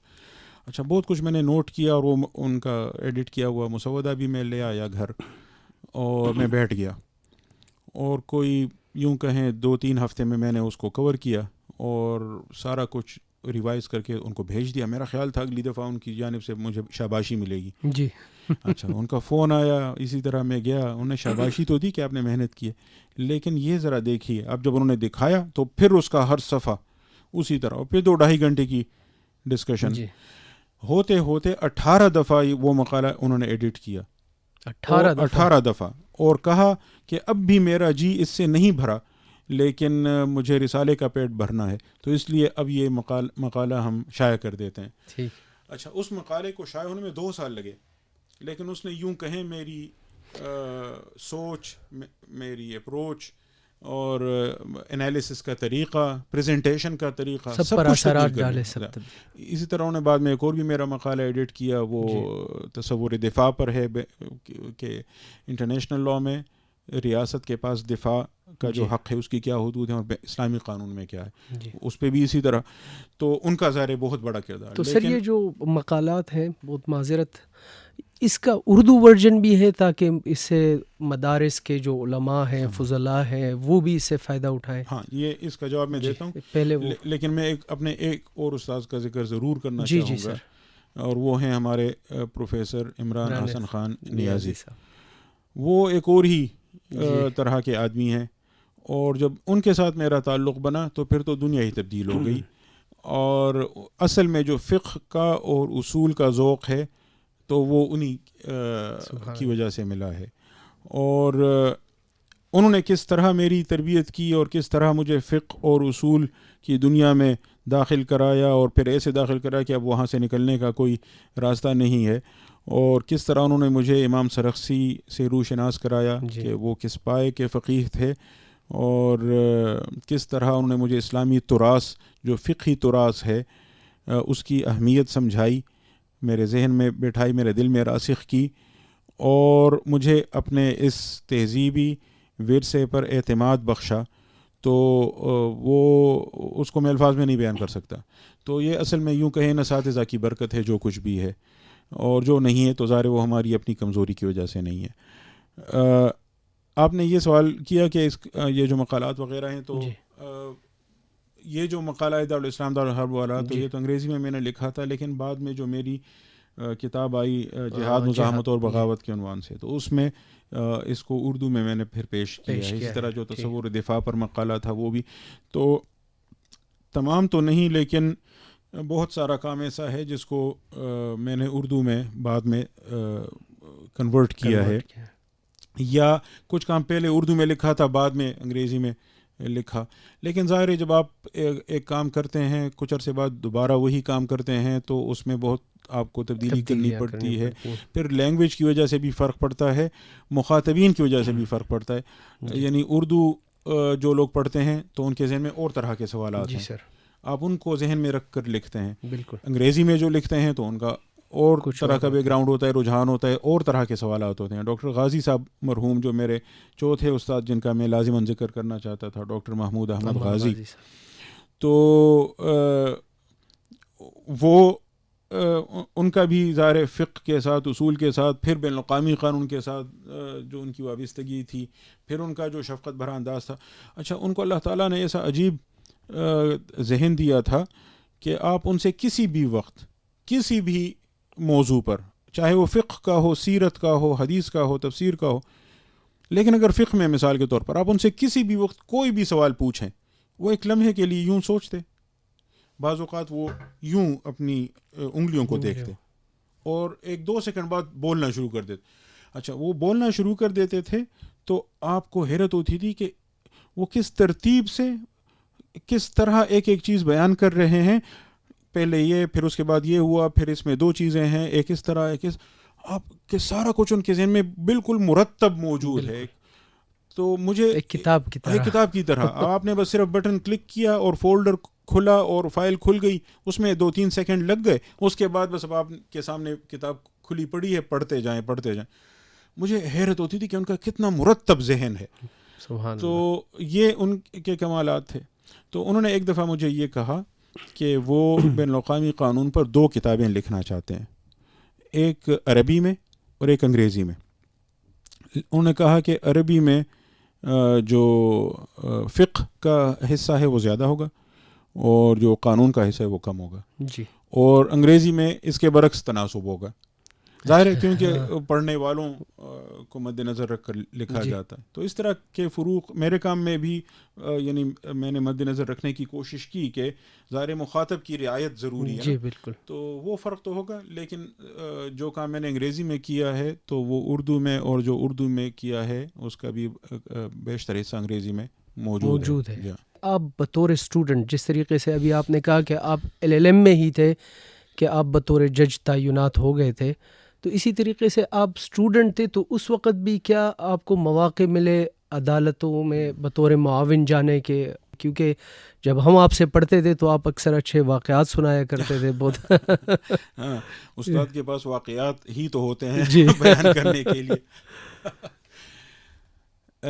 ہاں، یہ اللہ تعالیٰ کا خصوصی کرم تھا کہ مجھے زمانے طالب علمی میں ہی یہ مواقع بھی ملے، اور ان میں ایک بڑا موقع وہ تھا، ابھی میں LLB میں تھا، یعنی ابھی LLB میں نے کی نہیں تھی، 3را سال تھا میرا، یہ 97 کی بات ہے، کہ ان دنوں اخبارات میں ایک وہ اشتہار مجھے نظر آیا جس میں یہ لکھا ہوا تھا کہ جو آئلی قوانین ہیں تو ان کے خلاف درخواستیں وفاقی شرعی عدالت میں سنی جا رہی ہیں، تو عوام الناس میں بھی اگر کوئی عدالت کے سامنے اپنی معروضات پیش کرنا چاہتا ہے تو وہ آ سکتے ہیں. وفاقی شرعی عدالت میں ہمارے بہت سینئر لیکن ہمارے ساتھ جن کا بہت ہی محبت کا تعلق تھا اور ہے، ڈاکٹر مطیع الرحمان صاحب، تو وہ وفاقی شرعی عدالت میں کام بھی کرتے تھے. اکثر عصر کی نماز کے بعد مغرب تک کا جو وقت ہوتا ہے اس میں ہم فیصل مسجد کے ارد گرد واک کرتے تھے یا E7 میں واک کرتے تھے، تو کبھی وہ بھی ہمارے ساتھ شامل ہو جاتے تھے. تو ان سے ذکر کیا، انہوں نے کہا ہاں آپ ضرور اس پر لکھیں. انہوں نے مجھے بہت ترغیب دی بالکل کہ آپ لکھیں، اور یہ کریڈٹ میں ان کو دیتا ہوں کہ اگر وہ ترغیب نہ دیتے تو شاید مجھے لکھنے کا یعنی خیال ہی نہ آتا. انہوں نے کہا کہ آپ اس پر ضرور لکھیں. پھر میں نے والد صاحب کے ساتھ مشورہ کیا. میرے والد گرامی کا بہت ہی عجیب طرح کا ان کا مزاج تھا. انہوں نے جس طرح مختلف طریقوں سے مجھے انکریج کیا اور میرے لیے راستے بنائے اور مجھے گائیڈ کیا اور پھر چلنے دیا، تو اللہ تعالیٰ ہی اس کا ان کو اجر دے سکتا ہے. آمین. تو انہوں نے مجھے کہا کہ ضرور آپ لکھیں اس پہ. اچھا میں نے لکھنا شروع کیا اور ہوتے ہوتے کوئی پتہ نہیں 50-60 صفحے بن گئے. تو وہ میں نے وفاقی شرعی عدالت میں جمع کرائے اور پھر وہاں سے مجھے بلاوا آیا تو میں گیا. اچھا ظاہر ہے اب ایک نوجوان 97 میں میری عمر ہوگی 21 سال جی. تو آپ وہ کھڑا ہے عدالت کے سامنے اور ججز تو جس طرح وہ ہوتے ہیں ڈیکورم ہوتا ہے اور ان کا. اچھا اور مجھ سے پہلے جو چند ایک وکیلوں کا جو انہوں نے حشر کیا وہ بھی مجھے نظر آیا تھا. لیکن بہرحال اور والد صاحب بھی میرے ساتھ یعنی حوصلہ افزائی کے لیے میرے ساتھ گئے تھے, بیٹھے تھے. تو میں نے وہاں آرگو کرنا شروع کیا. پھر الحمدللہ ایک دو ٹھوکریں کھانے کے بعد پھر چل پڑا اور پھر بہت ہی دلچسپ وہ سوال و جواب اور آرگومنٹس اور کاؤنٹر آرگومنٹس کا ایک سلسلہ چلا. مجھے اس میں بڑا مزہ بھی آیا. مجھے پتہ نہیں چلا لیکن مجھے بعد میں ڈاکٹر موتی الرحمان صاحب نے کہا کہ آپ نے تو کوئی 40 منٹ آرگومنٹس دیے ہیں. میں نے کہا مجھے تو پتہ ہی نہیں چلا. اچھا میں ان کے ساتھ آفس میں بیٹھا تھا کہ اتنے میں چیف جسٹس کے آفس سے فون آیا, چیف جسٹس فیڈرل شریعت کورٹ, کہ انہوں نے کہا کہ یہ جو نوجوان ہے اس کو میرے چیمبر میں لے آئیں. اچھا میں وہاں گیا, انہوں نے اٹھ کر میرا استقبال کیا, مجھے داد دی, مجھے ساتھ بٹھایا, پھر چائے پلائی اور کہا کہ فلاں فلاں کویسچنز رہتے ہیں ان پر آپ کام کر کے دوبارہ آئیے گا. اچھا تو بس پھر وہاں سے وہ سلسلہ چل پڑا.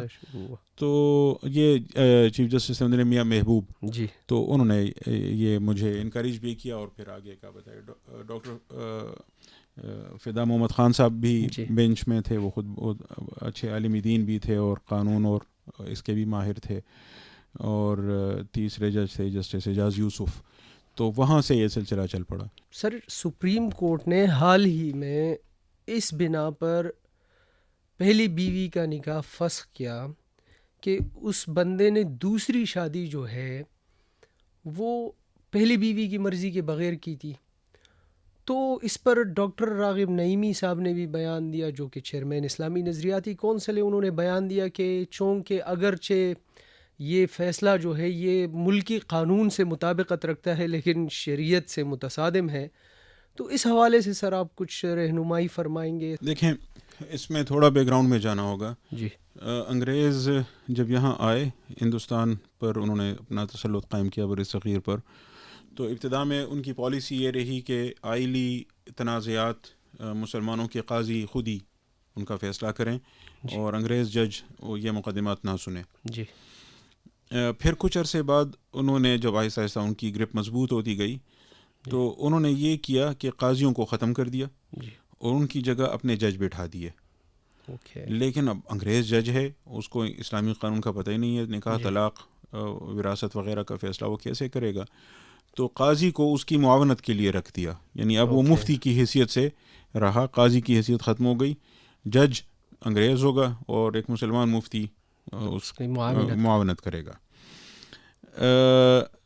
پھر ایک تیسرا مرحلہ آیا جب انگریزوں نے یہ دیکھا کہ یہ جو مسلمان مفتی ہیں یا قاضی ہیں تو یہ تو بس چند کتابیں ہیں, زیادہ تر انہی کی طرف رخ کرتے ہیں, وہیں سے مسئلہ نکال کے بتاتے ہیں.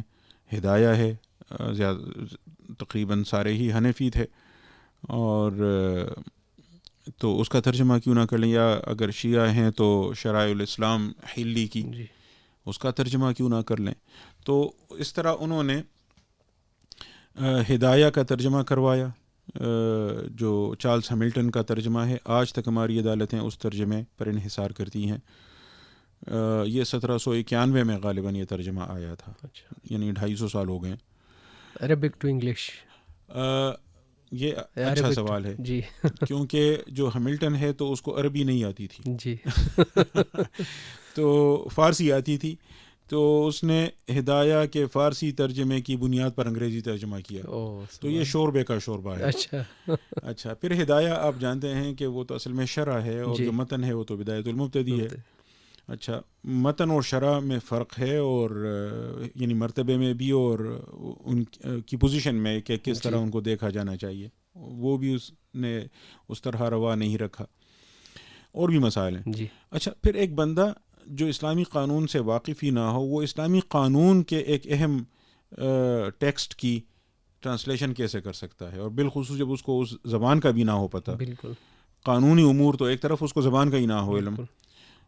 تو بہرحال اس نے وہ ترجمہ کیا, پھر اس پر عدالتوں کے فیصلے ہوئے, فیصلے جج کرتے تھے. اب انگریز جج ہے, وہ انگریزی قانون کے اصولوں کو مد نظر رکھتے ہوئے اس ترجمے پر انحصار کرتے ہوئے فیصلہ کر رہا ہے. تو اس میں کافی سارے مسائل پیدا ہوئے, وہ مسائل آج تک چلے آ رہے ہیں. تو اس حصے میں انگریزوں کے وقت میں بھی کوئی خاص قانون سازی نہیں ہوئی.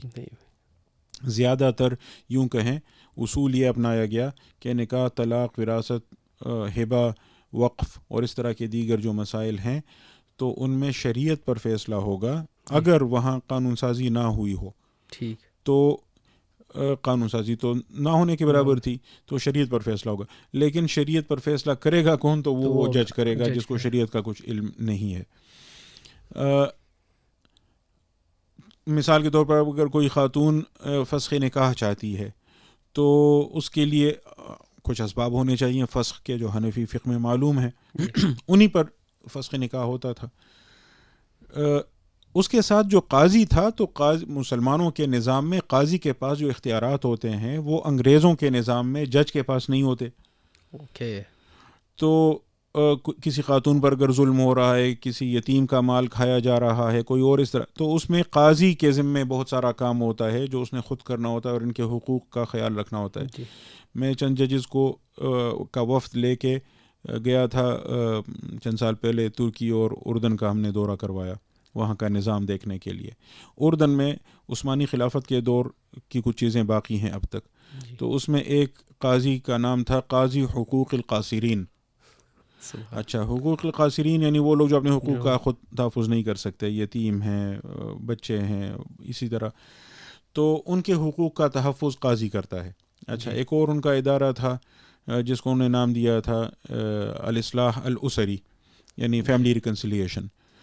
تو وہاں کوئی بھی تنازع عدالت میں جانے سے پہلے الاصلاح الاسری کے پاس جاتا ہے اور وہاں وہ ان کے درمیان اصلاح صلح کی کوشش کرتے ہیں, اور نہیں ہوا تو پھر جو ذمہ دار ہو اور جس پر وہ یعنی مسئلہ جس کی وجہ سے پیدا ہوا ہے, تو یہ تعین کر کے پھر اس کے بعد معاملہ عدالت میں جاتا ہے. یہاں ہمارے ہاں جو کنسیلیشن وغیرہ کا معاملہ ہے وہ بہت زیادہ ناقص ہے, اور وہ طلاق کے بعد والے مرحلے میں ہے جو مسلم فیملی لاز آرڈیننس کے تحت ہے. اسی طرح جو دوسری یا تیسری یا چوتھی شادی کے لیے طریقہ کار اس سیکشن 6 میں فیملی لاز آرڈیننس میں طے کیا گیا ہے, اس میں بھی اس کونسل کا, جس کو یہاں آربیٹریشن کونسل کا نام دیا گیا ہے, تو اس کا کردار ہے. تو اس کا کردار یہ متعین کیا گیا ہے کہ آربیٹریشن کونسل ہوگی, اس میں جو یونین کونسل کا چیئرمین ہوتا ہے, آج کل ناظم ہوتا ہے, تو جو ناظم ہے وہ اس کا سربراہ ہوتا ہے, اور ایک اس میں ہوتا ہے شوہر کی جانب سے نمائندہ اور ایک بیوی کی جانب سے. تو یہ جو کونسل ہوتی ہے یہ متعین کرتی ہے کہ اس شوہر کو دوسری شادی کی اجازت دی جائے یا نہ دی جائے, اور اگر دی جائے تو کن شرائط کے تحت. تو وہاں سے اگر اجازت لیے بغیر اس نے, یعنی ہمارے ہاں تو دوسری بیوی یا پہلی بیوی کی اجازت کی بات کی جاتی ہے, دوسری شادی کے لیے دوسری اور پہلی کی اجازت کی بات ہوتی ہے, تیسری کے لیے مسئلہ اس کونسل کی اجازت کا ہوتا ہے. یہ آربیٹریشن کونسل اجازت دیتی ہے یا نہیں دیتی, اس میں بیوی کا بھی نمائندہ ہوتا ہے, شوہر کا بھی نمائندہ ہوتا ہے. اگر اس کی اجازت کے بغیر اس نے اگلی شادی کی, دوسری یا تیسری یا چوتھی کی, تو قانون اس شادی کو ناجائز نہیں کہتا, لیکن اس پر کچھ اثرات مرتب کرتا ہے. ان اثرات میں ایک یہ ہے کہ اگر پہلی بیوی کا مہر ابھی تک اس نے نہیں ادا کیا تو وہ ادا کرنا اب اس پر فوراً لازم ہو جاتا ہے. دوسرا یہ کیا ہے کہ یہ جو شوہر ہے تو اس کو کچھ سزائے قید اور کچھ جرمانہ بھی اس پر عائد کیا جا سکتا ہے.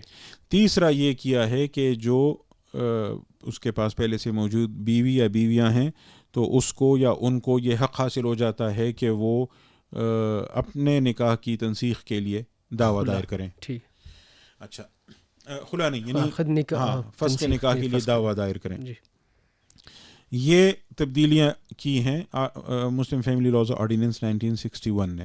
ٹھیک. اچھا، اب اس میں آپ نے خلا کا ذکر کیا، وہ بات اہم ہے. جی اس کی طرف آنے سے پہلے ہم 1939 کا جو تنسیخ نکاح کا قانون ہے اس پر بات کریں گے. جیسے میں نے کہا انگریزوں کے دور میں قانون سازی اس شعبے میں بہت کم ہوئی ہے. جی. تو جو چند ایک چیزیں ہیں ان میں ایک یہ قانون ہے مسلم تنسیخ نکاح کا قانون 1939، resolution of Muslim marriages act. اس کے پیچھے بھی ایک لمبی کہانی ہے. ہندوستان میں کس طرح کے مسائل تھے جہاں عورتوں پر اگر ظلم ہوتا تھا تو ظالم شوہر سے نجات کے لیے ان کے پاس کوئی راستہ نہیں تھا، کیونکہ جو فسخ نکاح کے مخصوص اسباب تھے تو وہ یا تو میسر نہیں تھے، یا اگر تھے تو ان کا عدالت میں ثابت کرنا ممکن نہیں تھا. یہاں جیسے میں نے عرض کیا مسلمانوں کا قاضی تو اب نہیں تھا جس کے پاس وہ بہت سارے اختیارات ہوتے تھے. یہاں تو انگریز جج بیٹھا ہوا ہے، اس کے سامنے تو آپ نے ساری چیزیں رکھنی ہے، ثابت کرنا ہے. وہ از خود کچھ نہیں کر سکتا. وہ انکوائری کمیشن وغیرہ کا کوئی تصور بھی نہیں تھا. تو کسی نے ایسی خواتین کو یہ مشورہ دیا کہ وہ مرتد ہو جائیں، جا کر چرچ سے سرٹیفکیٹ لے لیں کہ یہ عیسائی ہو گئی ہے. اچھا، اور تو اس کا نکاح ختم ہو جائے گا، پھر بعد میں وہ واپس مسلمان ہو جائے. تو مولانا تھانوی نے اس پر یہ کہا تھا، جو ابتدائی فتویٰ تھا وہ تو یہی تھا کہ یہ ہو جاتا ہے، لیکن بعد میں انہوں نے اس پر جب اثر نو غور کیا اور دیگر علماء کرام کو بھی بٹھایا تو اس کے بعد جو ان کا، اور یہ دونوں فتاویٰ آپ کو امداد الفتاویٰ میں مل جاتے ہیں، اس میں انہوں نے یہ کہا کہ نہیں، ایک تو اس سے از خود نکاح نہیں ختم ہوتا، اب بھی فسخ نکاح کے لیے عدالت کا فیصلہ چاہیے ہوتا ہے. جی. دوسرا یہ کہ کسی کو کفر کا مشورہ دینا بھی تو کفر ہے. بالکل. تو اگر کوئی مفتی کسی عورت کو یہ مشورہ دے کہ تم کافر ہو جاؤ تو وہ تو خود کافر ہو گیا ہے.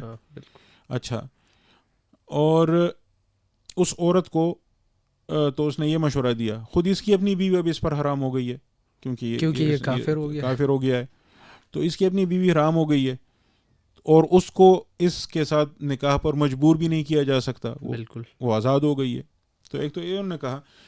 پھر مزید انہوں نے یہ کہا کہ اب اس مسئلے کا حل نکالنا ہے، کیونکہ یہ تو بہت بڑا مسئلہ ہے، پورا ملک اس میں الجھا ہوا ہے، اور ایسی خواتین کے لیے کیا کریں. پھر انہوں نے اس پہ سوچنا شروع کیا کہ کیا مالکی مذہب میں جو فسخ نکاح کے دیگر اسباب ہیں ان کی بنا پر فتویٰ دیا جا سکتا ہے اور نکاح فسخ کیا جا سکتا ہے یا نہیں.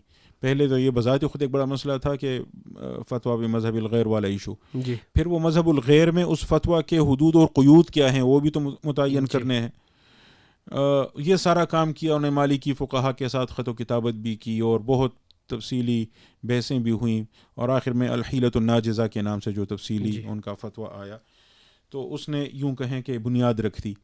پھر اسی بنیاد پر مجلس قانون ساز مجلس میں انہوں نے بل پیش کیا مسلمان ارکان نے. جی. تو اس کو کاظمی بل کہا جاتا ہے. تو کاظمی بل پیش ہوا اور اس میں یہ اسباب کا اضافہ کیا، اس پر قانون سازی کی بات کی کہ ان بنیادوں پر فسخ نکاح کیا جا سکتا ہے. وہ سارے اسمبلی میں اور لوگ بھی ہوتے ہیں، تو ہوتے ہوتے اس قانون کی شکل کچھ اور بن گئی. جو اصل شکل تھی وہ کچھ اور تھی، جو تھانوی صاحب نے اور دیگر علماء نے تجویز کی تھی، لیکن بہرحال بڑی حد تک ان کی رائے پر مبنی ہے. تو تنسیخ نکاح کا قانون آ گیا 1939 میں موجود ہے. اس کی دفعہ 2 میں مختلف اسباب ذکر کیے گئے ہیں فسخ نکاح کے. اب جب 1961 کا یہ قانون آرڈیننس آیا ایوب خان والا، جس میں یہ آئلی قوانین والا، جس میں یہ کہا گیا کہ دوسری شادی پر اگر اس نے اجازت نہیں لی تھی آربیٹریشن کونسل سے، ثالثی کونسل سے، تو پھر پہلی بیوی کو یہ حق حاصل ہو جاتا ہے کہ وہ فسخ نکاح کرے کے لیے دعویٰ دائر کرے. تو وہ بات اس تنسیخ نکاح والے قانون میں بھی شامل کر لی گئی، اب بھی موجود ہے. ٹھیک ہے سر. اچھا، یہ دوسری بات ہوئی. تیسری چیز وہ ہے جس کی طرف آپ نے اشارہ کیا تھا، خلا والا. خلا اسلامی قانون میں صدیوں سے اس کا جو تصور ہے وہ تو یہ ہے کہ مرد اور عورت آپس میں سمجھوتا کر لیتے ہیں کہ شوہر اسے طلاق دے گا اور اس کے عوض میں عورت اسے کچھ دیتی ہے. یعنی شوہر طلاق نہیں دینا چاہتا، عورت رہنا نہیں چاہتی، وہ آپس میں بحث مباحثہ اور کمپرومائز کے نتیجے میں اس نتیجے تک پہنچ جاتے ہیں کہ عورت کچھ دے گی اور اس کے نتیجے میں وہ اسے آزاد کرے گا. تو یہ ایک طرح سے آؤٹ آف کورٹ سیٹلمنٹ ہے اور باہم طے پانے والا سمجھوتا ہے، جس کو یوں کہیں کہ عدالت سرٹیفائی کر دیتی ہے. ٹھیک. اصل طریقہ تو یہ ہے. ٹھیک. یہ عقد ہے, یہ کانٹریکٹ ہے, معاہدہ ہے فریقین کے درمیان. لیکن عمومی طور پر تو پاکستان میں لوگ اس کا تصور کھلے گا کچھ اور وہی میں بتانے جا رہا ہوں, کیونکہ اس کو سمجھے بغیر اس ایشو کو جس کا آپ نے سوال کیا ہے سیٹل نہیں کیا جا سکتا. یہاں لاہور ہائی کورٹ کا ایک فیصلہ آیا جس میں خاتون نے یہ کہا کہ وہ شوہر سے آزادی چاہتی ہے, لیکن وہ جو اسباب تنسیخ نکاح کے قانون کی دفعہ 2 میں ذکر ہے ان میں کوئی بھی سبب پایا نہیں جاتا تھا. تو لاہور ہائی کورٹ میں ان دنوں جو مسیحی جج تھے پاکستان کے بڑے مشہور جسٹس کارنیلیس, انہوں نے فیصلہ دیا کہ نہیں, جب ان اسباب میں کوئی سبب موجود نہیں ہے تو آپ کا نکاح فسخ نہیں کیا جا سکتا. سعیدہ خانم کیس کے نام سے یہ مشہور ہے. اچھا, کچھ عرصے بعد لاہور ہائی کورٹ میں ہی ایک اور کیس آیا بلقیس فاطمہ کے نام سے. اس میں لاہور ہائی کورٹ کے ایک اور جج صاحب تھے, انہوں نے, اور وہ مسلمان جج تھے, انہوں نے یہ کہا کہ نہیں, جب عورت رہنا نہیں چاہتی تو اس کو مجبور نہیں کیا جا سکتا, کیونکہ پھر یہ حدود اللہ کی پامالی کریں گے تو اس سے بچانے کے لیے عدالت ان کا نکاح فسخ کر دیتی ہے. یہ لاہور ہائی کورٹ کا فیصلہ تھا اور اس پر بھی کافی تنقید ہوئی, لیکن اتنا زیادہ اس کا اثر نہیں رہا. لیکن کچھ عرصے بعد 1967 میں سپریم کورٹ نے فیصلہ سنایا. اب چونکہ سپریم کورٹ کا فیصلہ تھا تو وہ ظاہر پورے ملک میں نافذ ہوا, اور اس وقت مشرقی پاکستان بھی ہمارے ساتھ تھا تو وہاں بھی نافذ ہوا, خورشید بی بی کیس کے نام سے. اس میں چیف جسٹس ایس اے رحمان نے یہ طے کیا کہ جو مسلمان خاتون ہے اس کو خلا کے لیے کسی سبب کی ضرورت نہیں ہے. ٹھیک. اور جو تنسیخ نکاح ایکٹ میں جن اسباب کا ذکر ہے اس میں سے کسی کی بھی ضرورت, کسی کا ذکر نہیں, بس وہ رہنا نہیں چاہتی. تو حدود اللہ میں یہ نہیں, وہ رہ نہیں سکتے تو ہم ان کو مجبور نہیں کر سکتے, تو ہم ان کو ان کا نکاح فسخ کر دیں گے. اچھا, فسخ کر دیں گے, اور اس کے لیے ظاہر خلا پر تفصیلی بحث ہے, لیکن اس فیصلے کے نتیجے میں ہوا یہ کہ وہ جو تنسیخ نکاح کا قانون ہے وہ یکسر غیر ضروری ہو گیا. یعنی اب وہ کاغذات میں موجود ہے لیکن اب اس پر فیصلے نہیں ہوتے, معطل ہو گیا. کیونکہ وہاں اگر مثال کے طور پر خاتون یہ کہتی ہے اسے نان نفقہ نہیں دیا جا رہا, تو ایک تو اسے ثابت کرنا ہوگا, اس کو کہتے ہیں یہ فالٹ بیسڈ ہے, یعنی آپ نے فالٹ ثابت کرنی ہوگی دوسرے فریق کی. بالکل. دوسرا یہ کہ اگر وہ نان نفقہ دینے پر آمادہ ہو جائے اور اپنی راہ سیدھی کر لے تو فسخ نکاح کا سبب ختم ہو جاتا ہے. اور بھی مسائل. یہاں تو آپ نے سیدھا سادہ راستہ بنا لیا کہ بس خاتون آتی ہے اور وہ کہتی ہے کہ اسے نہیں رہنا, تو اسے کوئی اور سبب بتانے کی کوئی ضرورت ہی نہیں ہے. اس میں بعد میں جنرل مشرف نے فیملی کورٹس ایکٹ میں بھی ایک تبدیلی کی, اور اس میں فیملی کورٹ کو پابند کیا کہ پہلی تاریخ میں ہی ادھر سے دعویٰ آ گیا, ادھر سے جوابی دعویٰ آ گیا, یہاں سے مدعیہ ہے اور یہاں مدعا علیہ, اور ان کی موجودگی میں اگر ان کے درمیان اصلاح نہیں ہو سکی تو کورٹ پر لازم ہے کہ وہ نکاح فسخ کر دے. تو اس نے ایک طرح سے یوں کہیں اس خلا کو آٹومیٹک کر دیا. اب بھی عدالتیں اس میں کچھ تذبذب کا اظہار کرتی ہیں فیملی کورٹس, لیکن اگر قانون کے لفظ پر غور کریں تو اس میں عدالت کے لیے کوئی گنجائش نہیں, اس نے لازماً دینا ہی دینا ہے. اچھا, اب یہاں مسئلہ یہ ہوا کہ وہ مہر کا کیا ہوگا, اور وہ عوض جو اس کو دیا جائے گا, تو اب عوض مہر اس کا 50% لوٹ آئے گی کہ پورا لوٹ آئے گی کہ 25% لوٹ آئے گی. اب یہ مسائل. اب عدالتیں کرتی کیا ہیں, نکاح تو ختم کر دیتی ہیں, اور مہر کا جھگڑا ادا ہوا تھا نہیں ہوا تھا, جہیز کا سامان ہے نہیں ہے, واپس گیا ہے نہیں گیا, وہ مقدمہ چلتا رہتا ہے. ٹھیک. اچھا, یہ 3 الگ قوانین میں نے آپ کے سامنے رکھے, ایک آئلی قانون کا, ایک تنسیخ نکاح کے قانون کا, اور ایک فیملی کورٹس ایکٹ کا, اور ان تینوں کے ساتھ مل کر جو ہمارے سامنے بڑا مسئلہ بنتا ہے وہ عدالتی خلا کا ہے. بالکل. اچھا, اب شریعت کورٹ نے کیا ہے, شریعت کورٹ نے اس کیس میں جس کا میں نے ذکر کیا تھا، میں زمانہ طالب علمی میں جس میں میں اپیئر ہوا تھا، تو میں نے تو خیر اس وقت میں نے سیکشن 4 کے بارے میں آرگومنٹس دیے تھے، یعنی یتیم پوتے کی وراثت کے مسئلے پر جو سیکشن 4 میں ہے. سیکشن 6 پر میں نے عدالت کی معاونت نہیں کی تھی. لیکن سیکشن 6 کے متعلق جس میں یہ دوسری شادی کا طریقہ ذکر کیا گیا ہے، ثالثی کونسل والی بات، تو اس کے متعلق شریعت کورٹ نے یہ کہا کہ یہ قانون شریعت سے متصادم نہیں ہے. ٹھیک. یتیم پوتے کی وراثت والی سیکشن کے متعلق تو کہا کہ یہ شریعت سے متصادم ہے. ٹھیک. سیکشن 4. سیکشن 7 کے بارے میں بھی کہا جو طلاق کا طریقہ ہے کہ یہ بھی شریعت سے متصادم ہے. لیکن جو سیکشن 6 ہے جس میں دوسری تیسری چوتھی شادی کے لیے طریقہ کار ذکر کیا گیا ہے، اس کے متعلق کہا کہ یہ شریعت سے متصادم نہیں ہے. اچھا، اس فیصلے کے خلاف اپیلیں سپریم کورٹ میں 1999 دسمبر سے معلق ہیں، یعنی 25 سال اب اگلے مہینے پورے ہو جائیں گے، اس کی سماعت نہیں ہو رہی. اچھا، لیکن بہرحال شریعت کورٹ کہہ چکی ہے کہ یہ سیکشن 6 شریعت سے متصادم نہیں ہے. اسی طرح ایک اور مقدمے میں شریعت کورٹ نے عدالتی خلا کو بھی جائز قرار دیا ہے کہ یہ بھی شریعت سے متصادم نہیں ہے.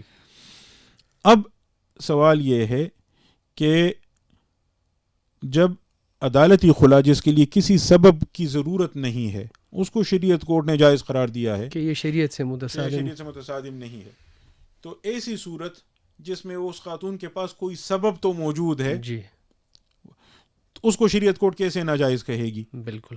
اس لیے جب اسلامی نظریاتی کونسل کے چیئرمین ڈاکٹر راغب نعیمی صاحب نے ذکر کیا کہ یہ فیصلہ ملکی قانون کے تو مطابق ہے لیکن شریعت سے متصادم ہے، تو میں نے اس پر لکھا تھا کہ شریعت سے یہ متصادم ہے یا نہیں، یہ تو مستقل سوال ہے، لیکن یہ بحث اس فیصلے سے نہیں شروع کرنی چاہیے، یہ پیچھے سے شروع کرنی ہے. بالکل. کیونکہ جب تک آپ عدالتی خلا والے معاملے کو سیٹل نہیں کرتے اس مسئلے کو آپ نہیں حل کر سکتے.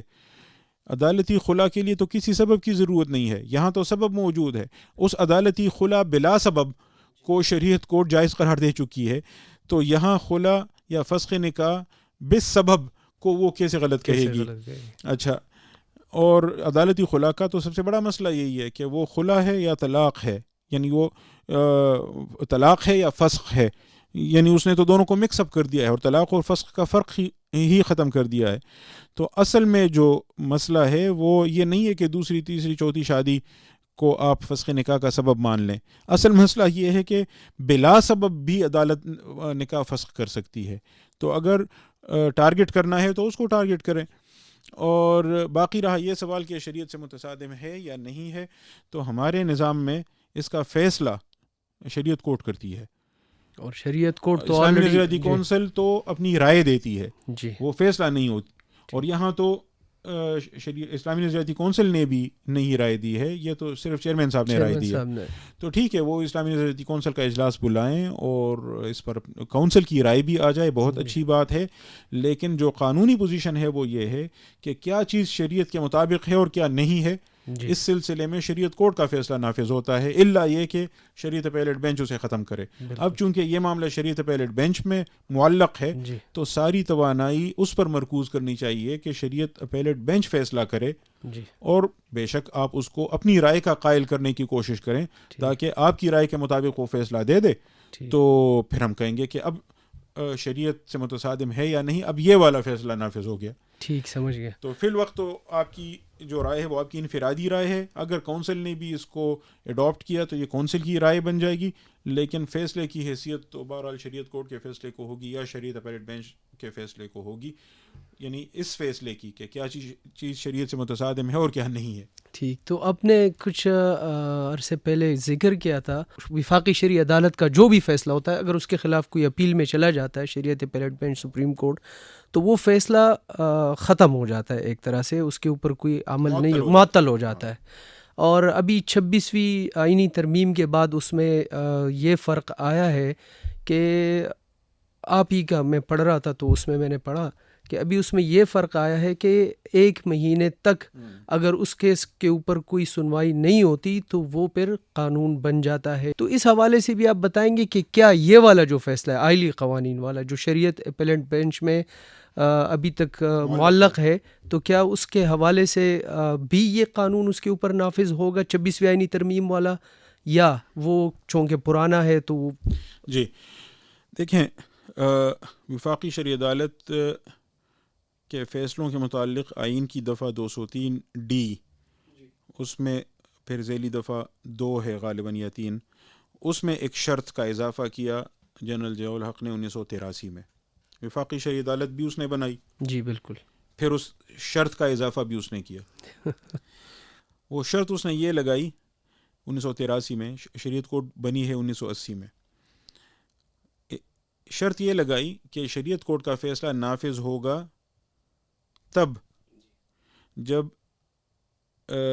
سپریم کورٹ کی شریعت اپیلیٹ بینچ اس کے خلاف دائر کی گئی اپیلوں کا فیصلہ کر لے. تب تک یعنی یہ فیصلہ نافذ نہیں ہوگا، یہ اس کے بعد ہی نافذ ہوگا، مطلب اس پہ منحصر ہو گیا. ہاں. اچھا، اب یہ دنیا میں شاید واحد مثال ہے، پاکستان میں تو بالکل واحد ہے، لیکن میرے علم کے مطابق دنیا میں کسی بھی عدالت کے فیصلے کے ساتھ یہ سلوک نہیں ہوا کہ وہ فیصلہ کر لے اور اس کے خلاف ہائر فورم پر اپیل جائے تو فیصلہ از خود معطل ہو جائے. ٹھیک ہے، اگر ہائر جو فورم ہے، جو سپریم کورٹ کی بینچ ہے، اگر وہ اس کو معطل کر دے وہ تو الگ بات ہے، لیکن صرف اپیل دائر کرنے پر ہی وہ معطل ہو جائے، یہ حیران کن بات ہے. اور اب سودی قوانین کے خلاف اپیلیں دیکھ لیں، شریعت کورٹ نے فیصلہ دے دیا 2022 میں، اس کے خلاف حکومت نے بھی اپیلیں کی اور یونائٹڈ بینک اور دیگر بینکوں نے بھی کی اور دیگر کچھ انڈیویجولز نے بھی کی، افراد نے. اب وہ جو اپیلیں ہیں بعد میں حکومت نے واپس بھی لے لیں. اچھا، آپ واپس لے لیں لیکن ایک بھی اپیل موجود ہے تو وہ فیصلہ معطل ہے. جب 26ویں ترمیم کا غلغلہ اٹھا تو میں نے اس پر لکھا بھی اور کچھ دوستوں کے ذریعے جہاں تک میں بات پہنچا سکتا تھا وہاں بات پہنچائی بھی کہ یہ جو شق ہے اس کو حذف کروائیں. سینیٹر مشتاق احمد خان صاحب نے بھی کوئی 2 سال پہلے سینٹ میں اس شق کے خاتمے کے لیے ترمیمی بل پیش کیا تھا، لیکن آئین میں ترمیم کا بل ایک انڈیویجول کی جانب سے آئے، اس کا منظور کرنا بہت مشکل کام ہے. بالکل بالکل. اس کو تو کمیٹی کی سطح پر ہی انہوں نے روک دیا، ختم کر دیا. اب جب یہ 26ویں ترمیم کا مرحلہ آیا تو میں نے اس پر لکھا بھی اور علماء کرام کی خدمت میں بھی پیش کیا، دیگر دوستوں کو بھی پہنچایا کہ یہ شق ختم کروائیں. اچھا، جو آخری صورت میں وہ ترمیم ہوئی ہے تو اس میں یہ شق ختم تو نہیں ہوئی، لیکن اس میں کچھ باتوں کا اضافہ کر لیا گیا ہے. ایک یہ کہا گیا کہ جب اپیل دائر ہو جائے شریعت کورٹ کے فیصلے کے خلاف سپریم کورٹ میں تو اپیلیٹ بینچ میں، تو اس کا فیصلہ 12 مہینوں میں، 1 مہینے میں نہیں، 12 مہینوں میں کرنا ضروری ہے، یعنی 1 سال میں. اچھا، اگر 1 سال میں اس کا فیصلہ ہوا تو ٹھیک، ورنہ شریعت کورٹ کا فیصلہ نافذ ہو جائے گا. یہ بہت اچھی بات ہوئی. کچھ پیش رفت تو ہوئی کہ اب 1 سال بعد ہی صحیح شریعت کورٹ کا فیصلہ نافذ ہوگا، الا یہ کہ شریعت اپیلیٹ بینچ اسے معطل کر دے تو ٹھیک ہے. اگر اپیلیٹ بینچ اس کو معطل کرنا چاہے تو وہ اس کا اختیار ہے، اس پر مجھے اعتراض نہیں ہے، کیونکہ اب کم از کم سٹے دینے کے لیے عدالت تو ایک دفعہ تو بیٹھے گی، شریعت اپیلیٹ بینچ اسے سن کر ہی سٹے دے گی نا، ایسے تو نہیں دے گی. اچھا، لیکن اس کے بعد انہوں نے ڈنڈی ماری ہے. اور وہ یہ ماری ہے کہ اس کا اطلاق ہوگا 26ویں ترمیم کے بعد دائر ہونے والی اپیلوں پر. جو پہلے والی ہے تو ان کو پہلے والی ہیں تو وہ بدستور معلق رہیں گی. تو ہم نے اس پہ ورک کیا تھا تو 1989 کی اپیلیں بھی شریعت کورٹ کے فیصلوں کے خلاف وہ شریعت اپیل بینچ میں موجود ہیں، یعنی 35 سال پرانی اپیلیں بھی موجود ہیں. اور اسی طرح یہ جو آئلی قوانین کا فیصلہ ہے دسمبر 1999 تو 25 سال اس کے ہوئے، وہ معلق ہیں. اسی طرح جو سودی قوانین والی اپیلیں، یہ ساری اپیلیں معلق رہیں گی اور ان پر جو فیصلہ ہے وہ بھی معلق رہے گا. 26ویں ترمیم کا اطلاق ان اپیلوں پر ہوگا جو اس ترمیم کے بعد دائر ہوں گی.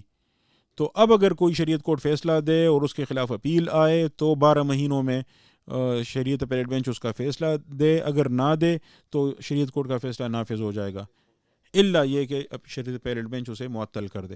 اب یہ ہے جہاں، اور یا الا یہ بھی ہے کہ اگر وہ پہلے کا ہے تو وہ معلق ہی رہے گا، جو پہلے کا ہے تو وہ تو بدستور معلق ہی رہیں گے. تو اس دوران جب آپ سپریم کورٹ میں تھے تو قاضی صاحب نے شریعت اپیلیٹ بینچ کے کچھ مقدمات لگوائے. کوئی بندہ تھا جیل میں تھا, صلح ہو گئی تھی فریقین کی, اور اس کے باوجود بھی وہ 5 سال جو ہے وہ جیل میں پڑا رہا, اور وہ قاضی صاحب نے بڑا زبردستی کر کے وہ مقدمات لگوائے. قاضی صاحب جب چیف جسٹس کی حیثیت سے انہیں ذمہ داریاں سنبھال لیں تو ان کا ابتدا سے ہی یہ خیال تھا کہ وہ شریعت اپیلیٹ بینچ میں سال ہر سال سے معلق جو اپیلیں ہیں جی سر, وہ کوشش کریں گے کہ لگ جائیں اور ان کا فیصلہ ہو. جی ابتدا میں تو ظاہر مسئلہ یہ تھا کہ بینچ بنانے کا اختیار کس کے پاس ہے, چیف جسٹس کے پاس ہے یا وہ جو پریکٹس اینڈ پروسیجر ایکٹ کے نتیجے میں کمیٹی بنی اس کے پاس ہے. تو پہلے تو اس ایکٹ کا فیصلہ ہونا تھا, جی وہ ہوا, اور اس کے بعد مجھے انہوں نے یہ کام دیا تھا, اور ہمارے استاد محترم پروفیسر ڈاکٹر محمد الغزالی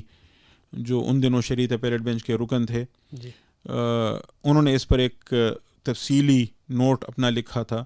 تو مجھے کہا کہ آپ غزالی صاحب کے اس نوٹ کی روشنی میں اور شریعت اپیلیٹ بینچ کے جتنے معلق مقدمات ہیں ان کے بارے میں بریف تیار کر لیں. جی سر.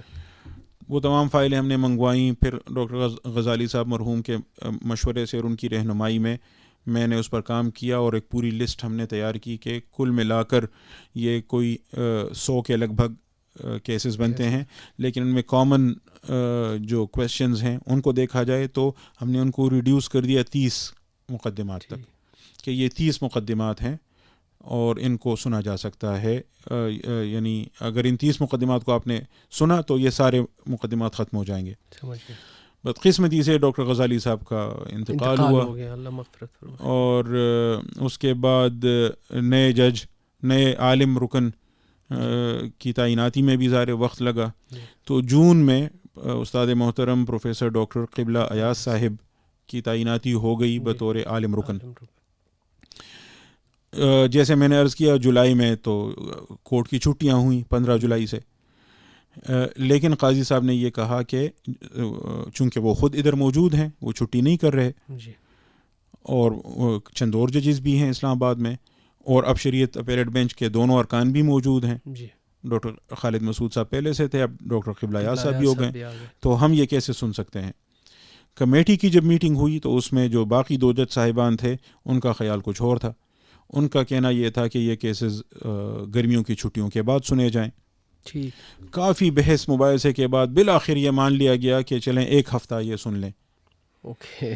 تو 1 ہفتے کے لیے اگست میں پھر شریعت اپیلیٹ بینچ کے کیسز سنے گئے. قاضی صاحب نے خود اس کی سربراہی کی بینچ کی, اور 2 جج صاحبان اور 2 عالم ارکان ان کے ساتھ ہوئے. اب شریعت اپیلیٹ بینچ میں 2 طرح کے کیسز آتے ہیں نا, 2 طرح کی اپیلیں. ایک تو حدود قوانین میں اگر شریعت کورٹ نے کوئی فیصلہ دیا ہے تو اس کے خلاف اپیل آ جاتی ہے, اور ایک اگر کسی قانون کو اسلامی احکام سے تصادم کی بنیاد پر چیلنج کیا گیا ہے, اس پر شریعت کورٹ کا فیصلہ ہے تو اس کے خلاف اپیل ہے. تو ہم نے دونوں طرح کے کیسز لگائے. قدیم ترین اپیل جو کسی قانون کے خلاف تھی وہ 1989 کی تھی, بیگم رشیدہ پٹیل کیس کے نام سے, جس میں حدود قوانین میں چونکہ یہ کہا گیا کہ خواتین کی گواہی پر حد کی سزا نہیں دی جائے گی. شریعت کورٹ نے بھی اس کو برقرار رکھا, لیکن اس کے خلاف بیگم رشیدہ پٹیل نے اپیل کی تھی. بیگم رشیدہ پٹیل کا اس دوران میں انتقال ہو چکا ہے, لیکن اپیلیں موجود ہیں. اور اسی طرح زنا بالجبر کے متعلق اس کیس میں فیصلہ کیا گیا تھا تو اس کے خلاف بھی اپیلیں آئی تھیں. اس طرح کچھ اور بھی تھے. تو ہم نے وہ جو 4 دن کیسز لگائے پیر کے دن سے جمعرات کے دن تک, تو اس میں ہم نے دونوں طرح کے کیسز لگائے. اس میں کورٹ فیس ایکٹ کے متعلق بھی اپیل تھی, 1992 سے معلق تھی, وہ بھی لگائی.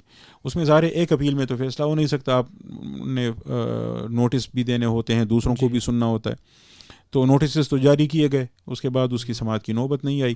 البتہ جو فوجداری اپیلیں تھیں تو ان میں سے بھی روزانہ 3 یا 4 اپیلیں لگائی جاتی تھیں. ان کے فیصلے سنائے گئے. ان میں ایک فیصلہ یہ تھا جس میں فریقین کے درمیان صلح بھی ہو گئی تھی, عدالت نے وہ صلح قبول بھی کر لی تھی, ماتحت عدالت نے, لیکن وہ صلح نامہ پیش کرنا تھا شریعت اپیلیٹ بینچ میں, کیونکہ مقدمہ یہاں زیر التوا تھا. یہاں شریعت اپیلیٹ بینچ ہے نہیں تو کہاں پیش کریں. تو 2019 سے وہ بندہ جیل میں صرف اس وجہ سے پڑا رہا کہ شریعت اپیلیٹ بینچ نہیں ہے. تو قاضی صاحب نے عدالت میں بھی سب کے سامنے برملا اعتراف بھی کیا کہ یہ ہماری جانب سے کوتاہی ہے، اس پر معذرت کی، پھر فیصلے میں لکھا بھی کہ یہ جو 5 سال اس نے جیل میں گزارے ہیں یہ ہمارا قصور ہے، ٹھیک، تو ان سے معذرت بھی کی. تو اس طرح کے مسائل ہمارے بہت سارے ہیں، اللہ تعالیٰ ہم پہ رحم کرے. اچھا سر، آپ کے خیال میں 26ویں آئینی ترمیم سے عدالتی نظام میں کوئی حقیقی تبدیلی آئے گی؟ اور اسی طرح اس ترمیم میں سود کے حوالے سے بھی جو وقت دیا گیا ہے تو کیا وہ بھی حقیقت پر مبنی ہے؟ کیونکہ وفاقی شرعی عدالت کا بھی ایک فیصلہ اس حوالے سے موجود ہے. ان دونوں باتوں میں آپس میں کیا فرق ہے کہ وفاقی شرعی عدالت کا فیصلہ زیادہ اہم بات تھی یا یہ اس ترمیم میں سود کے حوالے سے جو ٹائمنگ دی گئی وہ زیادہ اہم ہے؟ اور اسی طریقے سے کیا اس ترمیم میں اسلامی نظریاتی کونسل کے حوالے سے بھی کوئی بات کی گئی ہے؟ اس حوالے سے اگر آپ پلیز.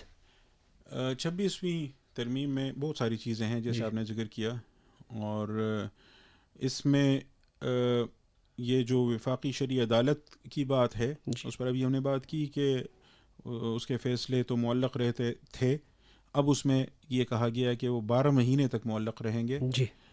12 مہینے میں اگر ان کا فیصلہ نہیں ہوا تو وہ نافذ رہیں گے، اللہ یہ کہ شریعت پیریڈ بینچ ان کے خلاف سٹے دے دے. البتہ اس کا اطلاق آئندہ اپیلوں پر ہوگا، پچھلی اپیلوں پر نہیں ہوگا. تو جو سودی قوانین سے متعلق اپیلیں ہیں وہ جو 26ویں ترمیم سے پہلے کی ہیں تو وہ معلق ہی رہیں گی، اور شریعت کورٹ کا فیصلہ معلق رہے گا جب تک شریعت پیریڈ بینچ ان کا فیصلہ نہ کرے. تو اس فیصلے میں بھی ویسے جو 5 سال کا ٹائم دیا گیا ہے تو 2027 تک ہے. اس لحاظ سے بھی 1 جنوری 2028 کی تاریخ اس کے ساتھ یعنی وہ سنکرونائز کرتی ہے. لیکن یہ جو 1 جنوری 2028 والی بات ہے یہ لکھی گئی ہے پالیسی کے اصولوں والے باب میں. اب عام طور پر یہ کہا جاتا ہے کہ پالیسی کے اصولوں والا جو باب ہے تو اس کی کوئی اہمیت نہیں ہے، محض اقوال زرعی ہیں. یہ اس لیے کہا جاتا ہے کہ اس باب میں جو اصول متعین کیے گئے ہیں اگر ان کی خلاف ورزی پر کوئی انتظامی حکم جاری کیا جاتا ہے یا کوئی قانون سازی کی جاتی ہے تو آپ اس کو عدالت کے ذریعے نہیں روک سکتے یا اس کے خلاف عدالت میں نہیں جا سکتے. مثال کے طور پر اگر سود کے خاتمے کے لیے 1 جنوری کی تاریخ رکھی گئی ہے لیکن اگر حکومت اس کے خلاف جاتی ہے تو آپ حکومت کے اس اقدام کو عدالت میں نہیں چیلنج کر سکتے. لیکن یہ آدھی بات ہے. ٹھیک، پرنسپلز آف پالیسی کی اپنی اہمیت بہرحال ہے کیونکہ اس باب میں یہ طے کیا گیا ہے کہ یہ جو اصول ہیں تو تمام حکومتی اور ریاستی اداروں کی ذمہ داری ہے کہ وہ ان اصولوں پر گامزن رہیں، اور ان کے متعلق صدر اور گورنر پر ذمہ داری عائد کی گئی ہے کہ وہ رپورٹیں بھی مرتب کرائیں کہ وفاق میں اور صوبے میں ان اصولوں پر کیا کام ہوا ہے اور کیسے جا رہا ہے. تو اس کا مطلب یہ ہوا کہ عدالت میں نہ صحیح لیکن پارلیمان میں، صوبائی اسمبلی میں اور دیگر فورمز پر اس ضمن میں کوشش کی جا سکتی ہے، کی جانی چاہیے. بالکل. اور بہرحال ریاست نے اپنے لیے ایک ہدف مقرر کر لیا ہے، اس حد تک یہ بات خوش آئند ہے. ہدف کے لیے ٹائم مقرر کر لیا یہ بھی خوش آئند ہے، لیکن اس پر اب آرام سے بیٹھ نہیں جانا چاہیے. اب اس ہدف کو حاصل کرنے کے لیے مسلسل کوشش کرنی چاہیے، جاگتے رہنا چاہیے اور جگاتے رہنا چاہیے، اور مختلف جو فورمز ہیں عدالت کے ماں سوا تو ان پر باتیں کرنی چاہیے. عدالت کا جو فورم ہے تو وہ شریعت پیریڈ بینچ کی صورت میں موجود ہے، تو اس ضمن میں کوشش کرنی چاہیے کہ وہ اپیلیں سنی جائیں. اچھا، 26ویں ترمیم میں آئینی بینچ بنا دیا گیا ہے آئینی مقدمات کے لیے. میری رائے یہ تھی کہ، اور یہ میں نے کئی علماء کرام تک اور دیگر دوستوں تک بھی پہنچائی، کہ جو شریعت کورٹ سے 2 طرح کی اپیلیں آتی ہیں، فوجداری اپیلیں اور جو قوانین کے اسلامی احکام سے تصادم والی اپیلیں. تو فوجداری اپیلیں تو چلیں عام شریعت پیریڈ بینچ میں جائیں، لیکن قانون اسلامی احکام سے متصادم ہے یا نہیں، گویا قانون جائز ہے یا ناجائز، یہ تو آئینی سوال ہے. اس لیے اس کو آئینی بینچ میں جانا چاہیے. اس لیے آئینی بینچ میں عالم جج کا ہونا ضروری ہے، یہ میری تجویز تھی. مزید یہ کہ چونکہ اسلام ہمارا دین ہے اور ہمارا آئین اسلامی ہے تو اس لیے بھی آئینی بینچ میں کسی عالم جج کا ہونا ضروری ہے تاکہ آئین اور قانون کی تعبیر و تشریح اسلامی اصولوں پر کی جا سکے. یہ باتیں بہرحال 26ویں ترمیم میں شامل نہیں ہیں. یعنی اگر آئندہ کوئی کوشش کی جاتی ہے 27ویں ترمیم کی تو اس مرحلے پر دیکھا جائے. اسلامی نظریاتی کونسل کا آپ نے پوچھا، تو اس کے حوالے سے 2 اہم باتیں اس میں آ گئی ہیں. ایک تو اسلامی نظریاتی کونسل کی جو سفارش یا رپورٹ جاتی ہے پارلیمان میں, جی پارلیمان ان رپورٹوں کو دیکھتی نہیں ہے, حالانکہ آئین کی روح سے یہ پارلیمان کی ذمہ داری ہے. اسی طرح صوبائی اسمبلی کی ذمہ داری ہے کہ وہ ان رپورٹوں پر, ان سفارشات پر غور کرے اور ان کی روشنی میں قوانین میں تبدیلی کرے جہاں ضروری ہو. لیکن ایسا ہوتا نہیں ہے. اب انہوں نے اس میں شق شامل کر لی کہ 1 سال کے اندر جب رپورٹ دے دی جائے تو 1 سال کے اندر اس کو زیر بحث لانا ضروری ہوگا. ٹھیک. لیکن پھر سوال وہی ہوگا کہ اگر 1 سال میں زیر بحث نہیں لایا گیا تو کیا ہوگا؟ جی تو وہاں پھر خلا ہے. اچھا, دوسرا جو اہم کام کیا گیا وہ یہ کہ بعض اوقات پارلیمان کا کوئی ایوان, سینٹ, قومی اسمبلی یا صوبائی اسمبلی اسلامی نظریاتی کونسل سے رائے لینے کے لیے سوال بھیج دیتی ہے کہ فلاں قانون فلاں شق شریعت سے متصادم ہے یا نہیں ہے, آپ اس پر ہماری رہنمائی کریں. ایسی رہنمائی جب اسلامی نظریاتی کونسل ان کے پوچھنے پر دے تو وہ رائے پھر ان پر بائنڈنگ ہوتی ہے. اوکے ٹھیک. اچھا, اس رائے کے پوچھنے کے لیے پہلے جو کم از کم تعداد چاہیے تھی 2/5 40%, جی اب اس کو 1/4 کر دیا گیا ہے, یعنی 25%. تو اب اگر صوبائی اسمبلی کے یا اگر قومی اسمبلی یا سینٹ کے صرف 25% ارکان ریزولوشن پاس کریں کہ یہ سوال اسلامی نظریاتی کونسل سے پوچھنا چاہیے, تو اب وہ سوال اسلامی نظریاتی کونسل سے پوچھا جائے گا, اور اگر وہ رائے دے تو وہ ان پر ماننا لازم ہوگا. تو یہ ایک میرے نزدیک اس کا مطلب کہ سیاستدان جو ہے وہ اب یہ بہانہ نہیں بنا سکتے کہ ہم اپوزیشن میں ہیں اور ہم تھوڑے ہیں. بالکل, عمومی تو 25% ہی چاہیے. اچھا, اور پھر یہ جو آپ نے سیاستدان کی بات کی, جی سیاسی پارٹی کے منتخب اراکین پر تو صرف 4 امور ایسے ہیں جن میں اپنی پارٹی کے خلاف وہ ووٹ نہیں دے سکتے. اوکے. باقی امور میں وہ اپنی پارٹی لائن کے خلاف بھی ووٹ دے سکتے ہیں. ٹھیک ٹھیک ٹھیک ٹھیک ٹھیک ہے نا. وزیر اعظم کے انتخاب کا مسئلہ ہو یا عدم اعتماد کا ہو یا بجٹ کا ہو یا آئین میں ترمیم کا ہو, ان 4 امور کے علاوہ تو باقی سارے امور میں وہ آزاد ہیں. تو اگر آپ کے پاس مثال کے طور پر 20% ارکان ہیں تو آپ باقی پارٹیوں سے بھی, ایون سرکاری پارٹیوں سے بھی چند افراد ملا کر 25% کر سکتے ہیں. بالکل, تو یہ ایک اچھا راستہ کھل گیا ہے. اور یعنی راستہ تو پہلے ہی سے موجود تھا لیکن ذرا مشکل تھا. پہلے آپ 40% ارکان پورے کرتے, اب 25% کرنے ہوں گے. اچھا, ایک مختصر سوال, کیا عدلیہ کو ماضی میں سیاسی مقاصد کے لیے استعمال کیا جاتا رہا ہے, اور کیا اب بھی ایسا ہوتا ہے؟ دیکھیں, سیاست کی تعریف بھی متعین کرنی ہوگی تو اس کے بعد اس سوال کا جواب آسان ہو جائے گا. جی, اگر سیاست کا مطلب منہ زور گھوڑے کو لگام دینا ہے, جس سے سائز کا لفظ بھی نکلا ہے, جی تو سیاست تو پوری زندگی پر حاوی ہے, تو وہ عدالت پر بھی حاوی ہے. بالکل.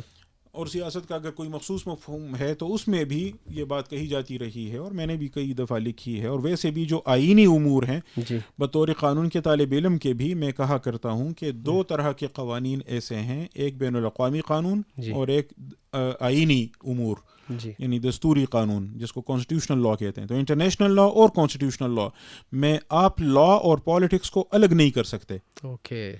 بس صرف یہ دیکھنا ہوتا ہے کہ اس میں سیاست کا عنصر کچھ زیادہ نہ آ جائے. تو تھوڑی بہت سیاست انٹرنیشنل لا میں بھی ہمیشہ ہوتی ہے, تھوڑی بہت سیاست کانسٹیٹیوشنل لا میں بھی ہمیشہ ہوتی ہے.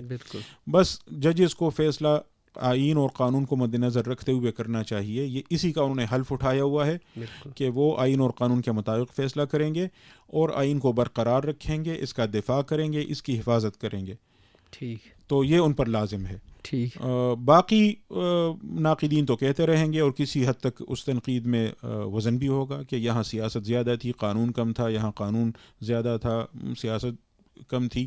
یہ سلسلہ تو جاری رہے گا. سر, موضوعات تو بہت زیادہ ہیں اور سر آپ سے سوالات بھی بہت زیادہ ہیں, لیکن سر وقت کی تنگی کے باعث آج ہم اس کو کنکلوڈ کرتے ہیں اس وعدے کے ساتھ کہ مستقبل میں آپ اپنے علم سے استفادے کے مواقع فراہم کرتے رہیں گے. سر انشاءاللہ میری بھرپور کوشش ہوگی کہ اس سلسلے کو جاری رکھا جائے, اور مزید بھی اس پر ہم انشاءاللہ جو مجھ سے ہو سکتا ہے میں ضرور کنٹریبیوٹ کروں. تھینک یو سو مچ, بہت شکریہ سر, تھینک یو سو مچ.